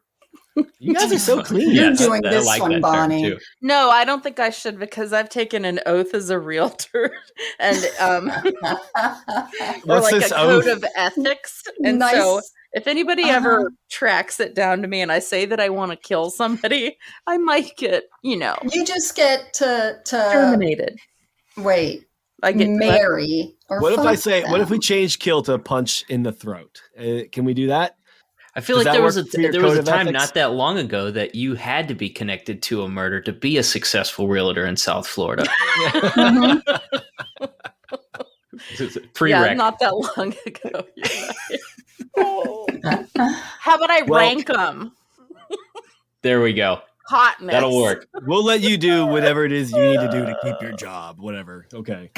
I don't know. So- I'm just a nerd like that. Yeah. Let's play it safe. All right. Catherine Crick. You know her? No. You do. You're Oh. gonna go, yes, you do. Okay, is she the one that gets people outside and they're always like crying and we're getting this delivered from this girl? Okay. Yeah, All she's right. casting out demons in LA. Apparently Okay. she went to acting school and didn't make it in the acting world, so she's now casting out demons in LA. We did find her IMDb page. There are Yeah. tons of people who either did acting or music. Copeland. Kenneth Yeah. Copeland. Oh, Okay, well, so- he's also on this list, Kenneth Copeland. Woo! Yeah, I mean, you can't have Alright. these lists without throwing Kenneth Copeland on one. And the last is Sean Fute. Oh, damn it. I feel like you have to say his name twice every time, but don't say it a third time because he will show up. Beer. All right. What we got again? We have we're gonna marry one. Remember, okay, so wait, let's do whose teeth would you lick? Okay. Go ahead, Bonnie. Whose teeth would you lick? Kenneth Copeland Yes. doesn't have real teeth, so does this count? I mean, his teeth are clearly fake. It's the way it falls. I would lick Sean's first, and then that lady, and then Kenneth Copeland. My God, that's a Copeland probably black breathes hole your disease into your tongue mouth. will never come out of. That's my order. It's like lick Kenneth's and they're like a gummy jelly mold of teeth.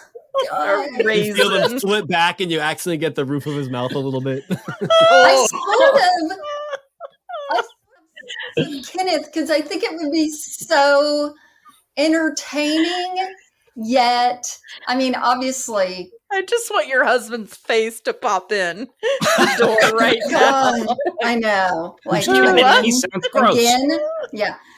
I think that would be hilarious. Plus, he would blow away my COVID, and there would be so much happening in that room. During the act, you would definitely grin creepily at you and point in your face. You have to remember that. So demonic. I could see him doing the slut shame you. I know. I can see him doing like the American Psycho, like looking at himself flexing in the mirror during it. With just like a skeletal arm that's under that the old jacket. Squirrel. His skin's hanging very low off the bottom of his arm. And then he's going to squeeze his hand where he has that pocket of blood that goes in that glass. Did you see that video? He pretends that he gets cut and he squeezes it into glass mixed with grape juice and drinks it. Oh my God. On his plane. That's a good trick. Not even on the plane. So, but the woman I don't know very well. So I would think marriage, because we could get to know each other over Okay. I respect years. And you can see where I'm going with kill. I mean, one, that hair needs to be put out of its misery. That is a side part that need not be like that. It doesn't make sense. You don't wear a Lakers tank top to lead people to Jesus.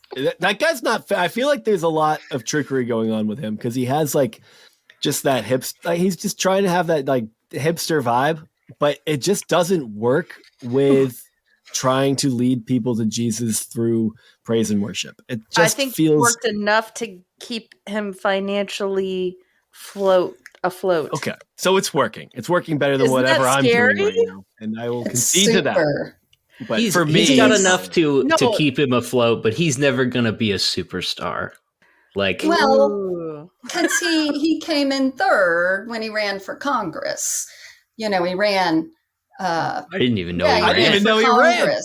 He ran for Congress, came in third in his district, and then was like, "Oh yeah, God called me instead." To nearly immediately, George Floyd was killed, and he decided God wants him there. And then he went to the George Floyd impromptu memorials that were going on, and he stood in the middle of the street with his blonde hair flowing and played Christian music so loud in a black neighborhood that all the black artists on the sides of the road had to stop playing because he drowned them out. Like come on. And the killing shall go to Sean. Yeah, that makes a lot of sense. I think I'm marrying Catherine because I feel like this particular scam is a phase that she'll eventually come out of and find a new scam. It's fun to reinvent yourself. I feel like I could be a good, cohort. Yeah. And she's outdoorsy. You're a good salesperson too, Casey. So yeah, outdoorsy, good sales. Like she's basically in sales. You're in sales. I can see that working out. Really I would love to pitch a scam. Like that's all I want to do. That's not what you're doing now. We could so do it. It always baffles me. Like I unfortunately can't do it because I'm such a good person, but. Seriously, it would be so easy. People just do it all the fucking time. It's crazy. They do fall for the same tricks over and over again. Yeah. The same trick person. Like the guy's just a little too over the top in the tank for whatever particular viewpoint they're, like they just like love grabbing these characters and putting them at the forefront of their identity group. And over they just and over can't and over. See it. So I'm like, what? I would like people not to see me. Maybe I'll try one of these things. Maybe I'll grow my hair long and curly, do a hard part, get an Airstreamer, get a Lakers tank top, and hit the road. You have to be unusual looking in some way, though. Like that's like a sales training tactic too. Like there's got to be something about you that's memorable beyond the point of like because people aren't going to remember what you say. They're just going to remember spinny bow ties. Yeah, exactly. The little twirly hat. Make Three Stooges noises. It's a good one. Well, when I posted a picture of when I was a missionary doing pantomime with the bright cheek makeup, I could pull out that makeup again. You did ministry pantomime. To be like lady of the evening with the cheek I don't makeup? even remember. Wait, pantomime is that miming? Well, this is a bit of. I'm doing a bit of cheerleading / voguing / miming. Have you guys seen those videos from Asian countries where they do like a pantomime thing of, oh my gosh, I can't believe you knocked over this kid in a wheelchair. Go away. And then they go up to the kid in the wheelchair and they give him love and like TikTok videos. Yeah. Yes. But some of those are so outrageous. Do those. I used to do those for God. That's I need more information on this because I still don't think I understand what you do. Don't put God in a box. Okay. Now I get it. I just pantomimed a box. No, this was just when when I was a missionary and you'd go overseas and you all were too lazy to learn the language, so you would pantomime how Jesus is going to die and that all of you are different sins like gluttony and vanity and all this. And then Jesus is going to die. And we loved our makeup. So even Jesus had rosy cheeks. And was played by Sean Fugue. It was. And they're like, that hair, we knew there was something special. But there were people there with each other interpreting it for their friends. Right. They're speaking in tongues they of silence. Should have bought a Honda, is what they're saying. Should have bought a Honda. Then up comes then we kill Jesus, which is fantastic for the people who have no understanding of the Bible, do not know why we're here, don't understand we're Christians.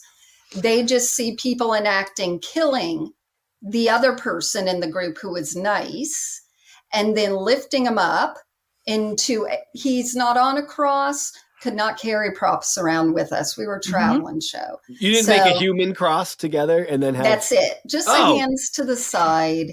And then we would bang his wrists. Yeah. And in the music, there would be the banging noise, and then later he resurrects and then he hugs us all. And everyone clapped. They loved it. They did not know what it meant. They were like, Americans can put on a show. Do you guys interpret clapping as like people responding to an altar call? Were you like, did you include them in your numbers of all those who got saved? Your soul-winning stats. We were planting seeds. How many souls do you think you saved? Do you have 0? Come on. You got to do better. I hope so. I really think, and I've had a few back up on me, which I'm proud of. But no, I really think 0. My husband and I were talking about that with our kids. And luckily, missionaries are unless it's forcible missionary work where they like colonized and took away everything from them and made them become Christians, the actual numbers are very low. Really? Yeah. I feel like I have one maybe under my belt. I don't think not anymore. No, that person's not anymore. So I don't have any, but I believe once saved, always saved for that. So I'm just going to go ahead and say I still have one because it's hard for me to go back to 0. For the numbers. But I'm a numbers guy. I'm a numbers guy. I got none. Yeah. I spent a lot of time worrying about, whether or not I was ministering effectively. Very little time actually doing it. Did you rededicate your life? I think I did a couple of times. Yeah, that was like a summer camp ritual. Yeah. Well, those you can have a half a point for each of those. So the real one is 1 every after. Because one of your friends saw you go up, Casey, and thought, "Oh my God, I should go up too." And that was, you don't know that you saved some people, but you did do that. That is how they explained it. That's what they always love to say, because we are special. And that's why these mega churches have people who are just like primed and ready. They're like crisis actors for church. They're just like every Sunday they get saved. They're like casinos that have like fake winners that just like generate excitement. Like lights. There's a great, back to my lover Kenneth Copeland, there's a great video where he does the guy in the wheelchair, and it's so obvious that that guy is an actor because he can't even work his own wheelchair. You can tell he doesn't fit. And then Kenneth knocks over the whole wheelchair, him in the wheelchair. And he's still, praising from the ground. And I'm like, either you get up out of the wheelchair or it was a very half-assed show. That Sell it, bro. Yeah. If you think it's too much, it's just enough, That's what they say. Is that a sales thing? That's like that's what I always tell people, like when we're doing a photo shoot, is like, all right, pose. If your pose feels awkward and over exaggerated, you're just right. Nailed it. It's like that's what I don't understand about the what did you call it? Like private tongues or personal prayer tongues. Prayer language. Yep, yeah, it's called private tongues. Yeah. Tongue seems like a very outward display, like it's a very performative thing. It seems like nobody's really excited about selling, like doing it for themselves, or else they have to tell someone. It's like a murmur in a crowd. It's like someone who goes to a club and doesn't wash off the stamp the next day at work. Like you want people. Oh. You keep the wristbands on for a few days. You keep the wristband. Your lift pass. There, you need the acknowledgement, but it's between you and God. Oh, you saw it? Oh, no, it's just between me and God. Just me and God. It is so funny to look back on how performative a lot of that was. Like in youth group, in college, throughout most of my life, it's just like some of it's looking for validation that what you think is true. Like, of course, is some just hopeful, like just keep backing this up so I don't have to go into a spiral. But other times, and for a lot of people, it's just like, it's a weird way of showboating. Because like most kids just brag about, I don't know, like normal kid things. Like, oh, I had this crazy party when my parents were gone. And they might have not even really done anything, but they would just find normal things to brag about. But Christian kids have to find the dumbest shit to brag about. It's just, I know. But it doesn't translate to school. Like it's okay in your youth group. But then when you get to school, like you bring it in there a little bit. And I remember a friend of ours coming up to me in the parking lot out of nowhere going, I just want you to know I believe in premarital sex. I'm like, whoa. That's forward. Because also, I'm looking. Somewhere along the line, I was telling people, what my beliefs were. Yeah. Do you guys have any other great brags or Oh yeah. What are some of your go-to Christian brags? I mean, I would have the swagger and be like, just got through Colossians today. Like Amen, that, sister. Why that would make me proud. Another thing I was talking about. You should have gone with Leviticus. People would have respected you. I know. And they'd be like, yeah, that was a hard slog. I was talking about like on TikTok or whatever, like people should cut us some slack because in church we were told we were, even though we always felt not worthy of God, because obviously they told us all the time we are not worthy. It's a key component. We were always also special. Like you're not a singer, doesn't matter. You're in the choir. Oh, you can't, you have no education, doesn't matter, teach Sunday school. Like we're always plugged in to different places of service. So, Typhoid Mary could be working in the buffet line on Wednesday nights. Like none of us were really prepared. Except handbell choir, Bonnie was not allowed in because she couldn't read music. Oh, yes. I remember the handbell choir. The handbells.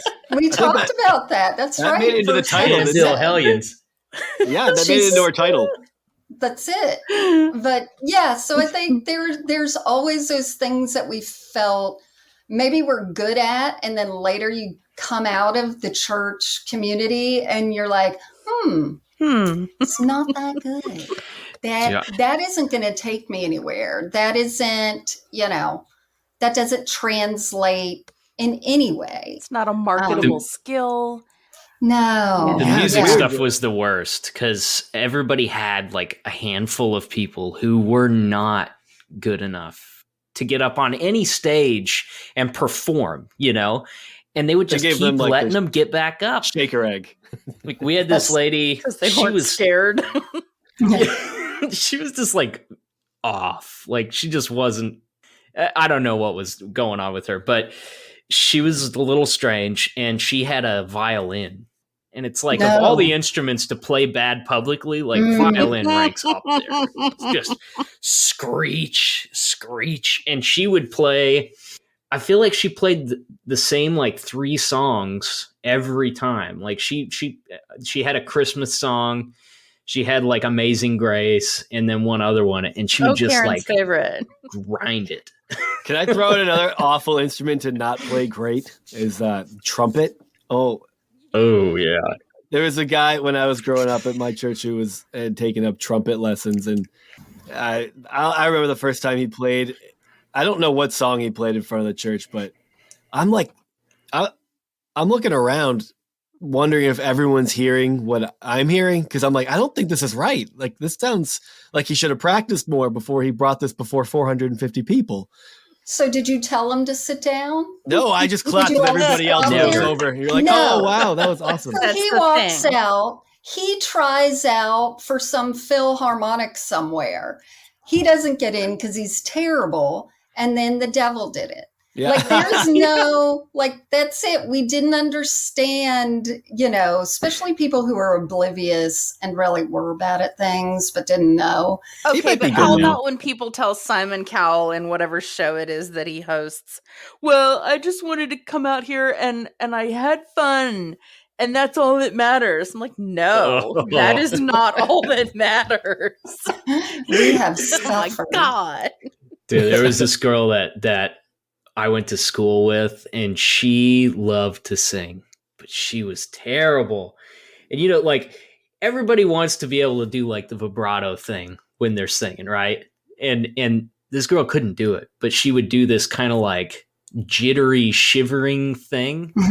She just, and it was like you could tell she thought herself in the throat. Yeah, it just sounded like ah, and you could tell she thought she had unlocked the key to music, and then went on to be a music major in college. And it's like nobody had the heart to tell her like, this isn't for you. Like, and in college they're taking your money, so they don't even care anymore. No. Oh yeah, you're going to get all the reinforcement you need.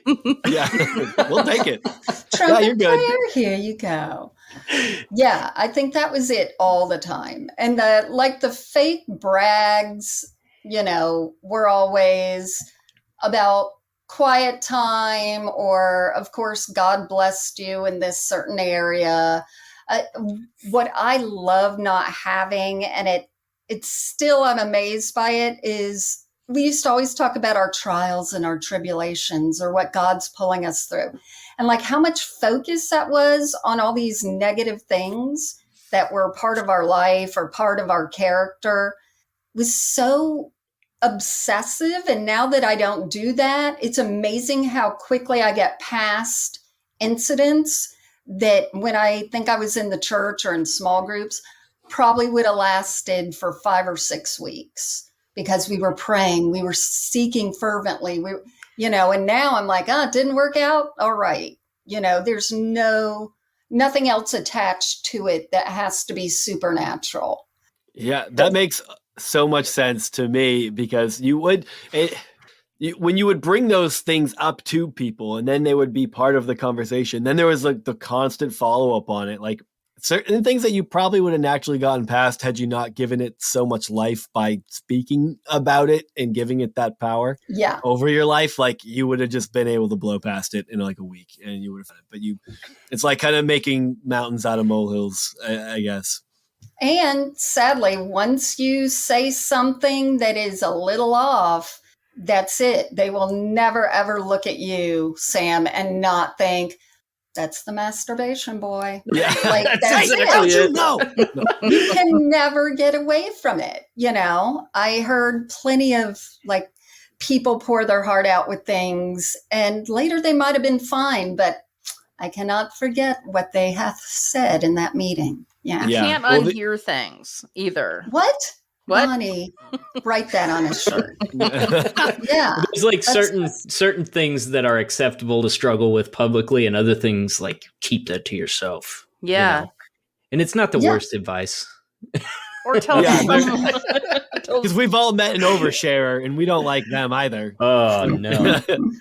What about like the youth group prior? Like the person that would like corner you when you really just wanted to like hang out and goof around with your friends, and they would like corner you and be like, so dude, tell me what God's doing in your life right now. And you're like, oh, I don't know how to answer this. I wish you would never talk to me again. I don't remember that ever happening to me. I think I must have always been on the fringe of. Were you asking people that? That didn't happen. I mean, Liberty's Baptist, but in our old school Baptists, that didn't happen too much to us. When I started getting more into the charismatic stuff, that would get asked a lot. Even then I thought, okay, let's avoid this person because they can't read the room. Like it's New Year's Eve, we're having a party. Here comes Phil, everyone avoid him. Cause next thing you know, there's either the person who's like, how's your thought life going? Or thought life? Oh. Like, are you thinking about things you shouldn't? Oh yeah. How's the thought life? Or they're doing the opposite of, I just need to unburden myself. And then you have to listen to their shit forever. Oh man. Those people are still around. I'm so glad that I don't have to like anyone anymore. No, I don't leave my house. So there are those people outside the Christian world too, which is funny when you realize that some of it might just be general personality disorder that follows people anywhere they go. And you're like, there are those people you avoid because you're like, I see this person, and if you go, hey, how you doing? You're like, shit, I shouldn't have said that. And then they're like, well, last week was really hard. You're like, how long is this going to be? I have to go pick up my kids. I don't think I can do this. When I was running a territory, you would run into that with like, there'd be like a guy in the parts department. You'd be like, hey man, how's it going? And like, you made the mistake once of like talking to him about his divorce. And now like you're there every 2 weeks, and every time he's like, well, you'll never guess what she did today. And you're like, oh God, I don't know you. I don't want to hear it. There's no way out. Yeah. I wonder if that's where name it and claim it came from. Because that's a good idea. If you go to a name it and claim it church, and then Sam comes up and he's trying to tell me some, boo-hoo story that he's going through. And I can just say, don't put it out into the universe. Name it, claim it in God's name, and you have to move on. You can't like that whole, they had it right. Like they just didn't want to listen to people's shit, I think. Is that what name it and claim it meant? Yeah. It means you name what you want or what you feel God wants for you, and you claim it and you go forward with the belief, faith over fear, and you act as if you have the belief that it's going to happen, but you don't keep repeating it because that shows a lack of faith. It's like will it into being. Yeah. Yeah. Don't people like Tony Robbins use like the same type of like motifs that it's just wrapped in a different package as like your Joel Osteen, right? Because Joel Osteen's whole thing is then he's all about name and claim it. Look, if you're struggling with poverty right now, you just speak it into existence that you're going to be rich and and God's going to bless you. But like Tony Robbins uses very similar tactics where it's just like you try to get, I think it's probably less sinister because you're not putting a divine being behind it. And then like a divine, or I don't know, an immortal evil enemy that can creep in and snatch your blessings if you're not careful, like fucking Swiper from Dora the Explorer. But it's Isn't that kind of what the secret is? That's what I was. Exactly. Okay. The Secret is like that. There was something, affirmations, it's the same. And of course, it's great to think positive. But I think in the church, we never had that, like, we're going to cut you off from talking more about it. So when that comes around, I'm all for that. I like the naming kind of there. It's a good tactic. I don't know if I can sell it enough to use it, but I'm certainly going to try. I've got a few people in mind. Yeah. Well, I think what you need to do is you need to workshop it, and then you need to bring it around to your committee, and then bounce it off, and then you need to, So I guess what you're saying is don't ruminate over things out loud to the other people in your group. Right. Don't bleed all over them every time you talk to them. Yeah. Sometimes I feel like our generation's like version of the affirmations, the secret, all that type of stuff is the like, you are beautiful, you are powerful, I'm so proud of you, like spoken into the void at a nameless, faceless audience. I like the spirit of what you do, but you don't know me. So if you say you're proud of me, like, it doesn't mean anything to me. Does it mean something to other people? Like, I guess if you derive something good from that, great. But I don't want to hear people I don't know tell me they're proud of me. I'm just like, no, that hurts my feelings somehow. Like, that's not helping. I heard something really smart the other day. They were talking about, like, in the workplace, whenever you can speak positively about someone else, you shouldn't. Who you're talking to will put those attributes on you. So when someone is doing a video and they're like, hey, you're beautiful, you're awesome, people like it because they're putting on that person. That's a beautiful, awesome person that's saying that to us. I don't know if they're, totally absorbing it themselves, because I hate that stuff too. I'm like, how do you know everyone you're talking to is awesome? Someone could be doing something very gross right now. We're cynical. That's why. Yeah, that's fine. We're all here because we're jaded. Much, I think we had a major breakthrough here today, honestly. I think we have made it somewhere new together today. We've gone on this trip, and I like where we've ended up. So thanks for this. Here's the question. Yeah, we got here together. Okay. We've come to this realization, right? None of us wants to be a lunatic televangelist, but we want to make that money. Can we go through the motions of the scam and sell it well enough while not losing your mind enough to cash them checks? That's what I want to know. It's a hard one. I feel part of our souls will be lost. Did I lose it while making Sweet Love to Kenneth Copeland already? Probably, though. I don't think so. That couldn't have been the time. I think I'm always looking on Zillow Homes, the Zillow Gone Wild. Have you ever seen that Instagram? No, that sounds amazing. The craziest things on Zillow, and they pull them together on Instagram. Ooh. I find our cult houses in there all the time, like Bonnie and I, when we start our cult, like, this can be it. Because it's like a nice house, but then I'll have a baptismal in it, or it'll have a dungeon over to the right, or like crazy. People are doing weird stuff. Just Kanye West's house. Kanye. It's just a white box. Oh my God. Kanye West. I wonder though, like, if we figured out the perfect scam, would we go home and like convene and go, these people are so stupid. I can't believe it. Like, let's go do it again tomorrow. Like most of these people do. Yeah, that has to happen, right? Like any shock jock talk radio host. What was the one that was recently in the news and the trial happened with the V? Nexium? Nexium. Oh, yeah. Yeah. Break this one down for me. Ever confide to anybody? These people are so idiots. They're so people gullible. Like really believe it. Like, I feel most of them have bought into part of it. at least. Yeah, like Although I think Copeland has to believe a little bit.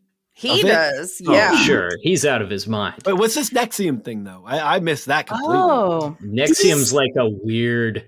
It's like cult meets a multi-level marketing scam. And it was a big deal. A bunch of celebrities got sucked into it and turned into a sexual abuse like a pyramid. It was like a pyramid scheme? Sort of, but it was the guy self-improvement too, right? Okay. Like self and business tips, and that's a very mild word for it, but they had levels of classes you would go through. Sounds like Scientology, but yeah, it's very somehow Scientology is still a church, and this guy's getting trouble. Where's the documentary? Was it Netflix There's or a HBO? few now. HBO had Netflix. The one that I watched. Yeah. Or HBO. Yeah.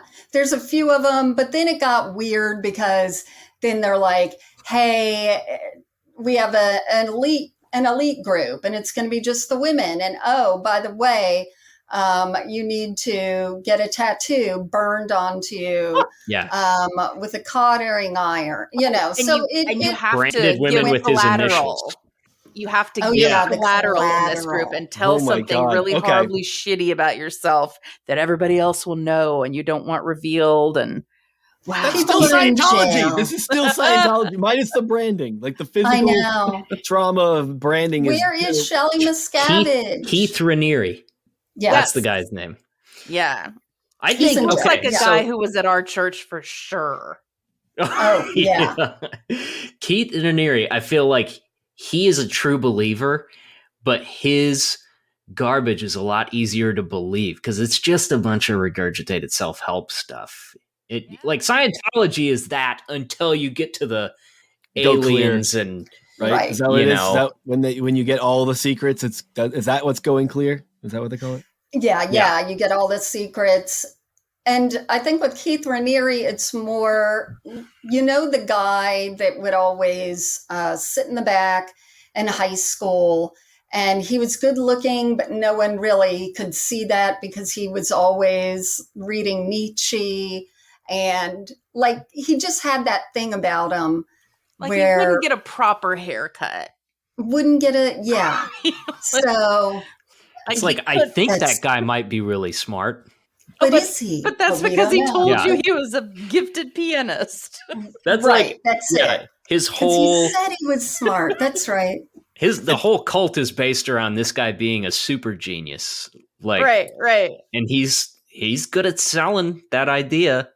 Yeah. It's like when you hear people who like you said, they might study these philosophers. They'll repeat quotes from philosophers to explain the world around you to you. And you're like, wow, this guy knows a lot. But then you realize that person's got like 15 to 20 quotes.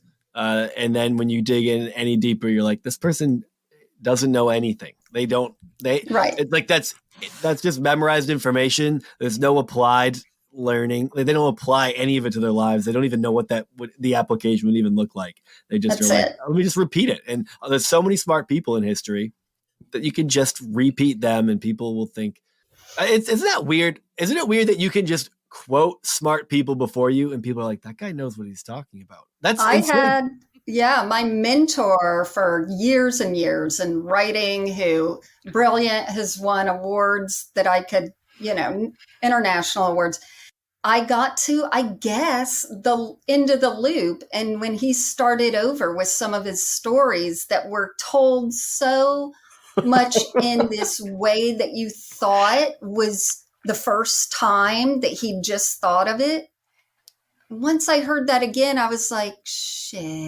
Oh, man. Like you flipped the tape over for the second time. Right. For any new people who were coming in. And I'm like, very good at like taking something you said that fits it. And it's like, oh, so-and-so says, how'd you do that? So, yeah. Huh? It's like fake it till you make it. Yeah. It's like over and over again in life. I watch, there's really good people in leadership. There's really smart people that should be in leadership, but a huge percentage of the time, that person is passed over and the leadership position is given to someone who doesn't know much, but they will say it with 100% confidence. Yes. Yeah. If We you can reward project charisma. confidence, they'll let you figure out the rest on the spot. And if the business burns down in the meantime, like, That's right. it's a resume builder. Nobody calls references. True. Yeah. Apparently not. I don't want to go back to jail. That's right. Exactly. Whoops. Well, I'm a little disappointed that we made it through all of this without really getting to know who Bonnie would marry. Lick teeth. Lick teeth. Yeah. I gave you my And rankings. I know it's not what I was hoping for. But thanks to Karen for being a real player here. You showed up when it mattered. I know. That's right. And I don't know if you guys know that Kenneth Copeland accidentally liked one of my tweets once. Oh, Did he block you afterwards? We've framed that. That's like our banner for our Facebook group. But maybe that's why I have a little. You do, and he's got a little softie, so that's great. It works perfect. And your husband, I bet your husband on the other side of that door is just busted like, I get through it. the door. I get it. Right. No, I heard what you had to say, and it makes sense. And this isn't an open marriage, but Kenneth is okay. I am yet half the man he is. Go to town on that spray tan bag of guts. Wow, You would man. lift up and have just spray tan on half your face. That comes off on anyone that he touches. He's like, don't touch me. When he smiles too much, the wrinkles start pulling it. You start seeing the white lines at the bottom of the wrinkles there. Crypt keeper, man. Where can everyone? He'd probably evaporate during it, and then his soul would envelop mine. Then we can all start. Yeah, that's a bold assertion. Exactly. But then we'd all have the spirit of deception, and we could all start our scam. I'm down. I like this plan of action. I think we all need to go into business together. And then I'll realize how gullible you all are, and I'll steal $75 a day. Give it back to you in a year. Bonnie's going to come out on top. She's like, my plan is working, just as I suspected it would. As Karen is always at that toilet wall. I'm just adjusting things. Yeah. Thank you, guys. This is always fun. Thanks, I'm glad we got to do this again. Where can everyone find you? You're on Twitter, Instagram. You're Tennessee. blowing up TikTok. You're doing great. That's right. Your TikTok game's strong. I respect it immensely. I'm unfortunately addicted. So we're on TikTok. We're barely on Twitter, Instagram. Our Facebook group is self-cleansing. What do you call it? Self-purifying. They do their own thing, and we pop in once in a while. But yeah, deconversion therapy, podcasts, and that's it. Excellent. Well, it's been a blast talking to you.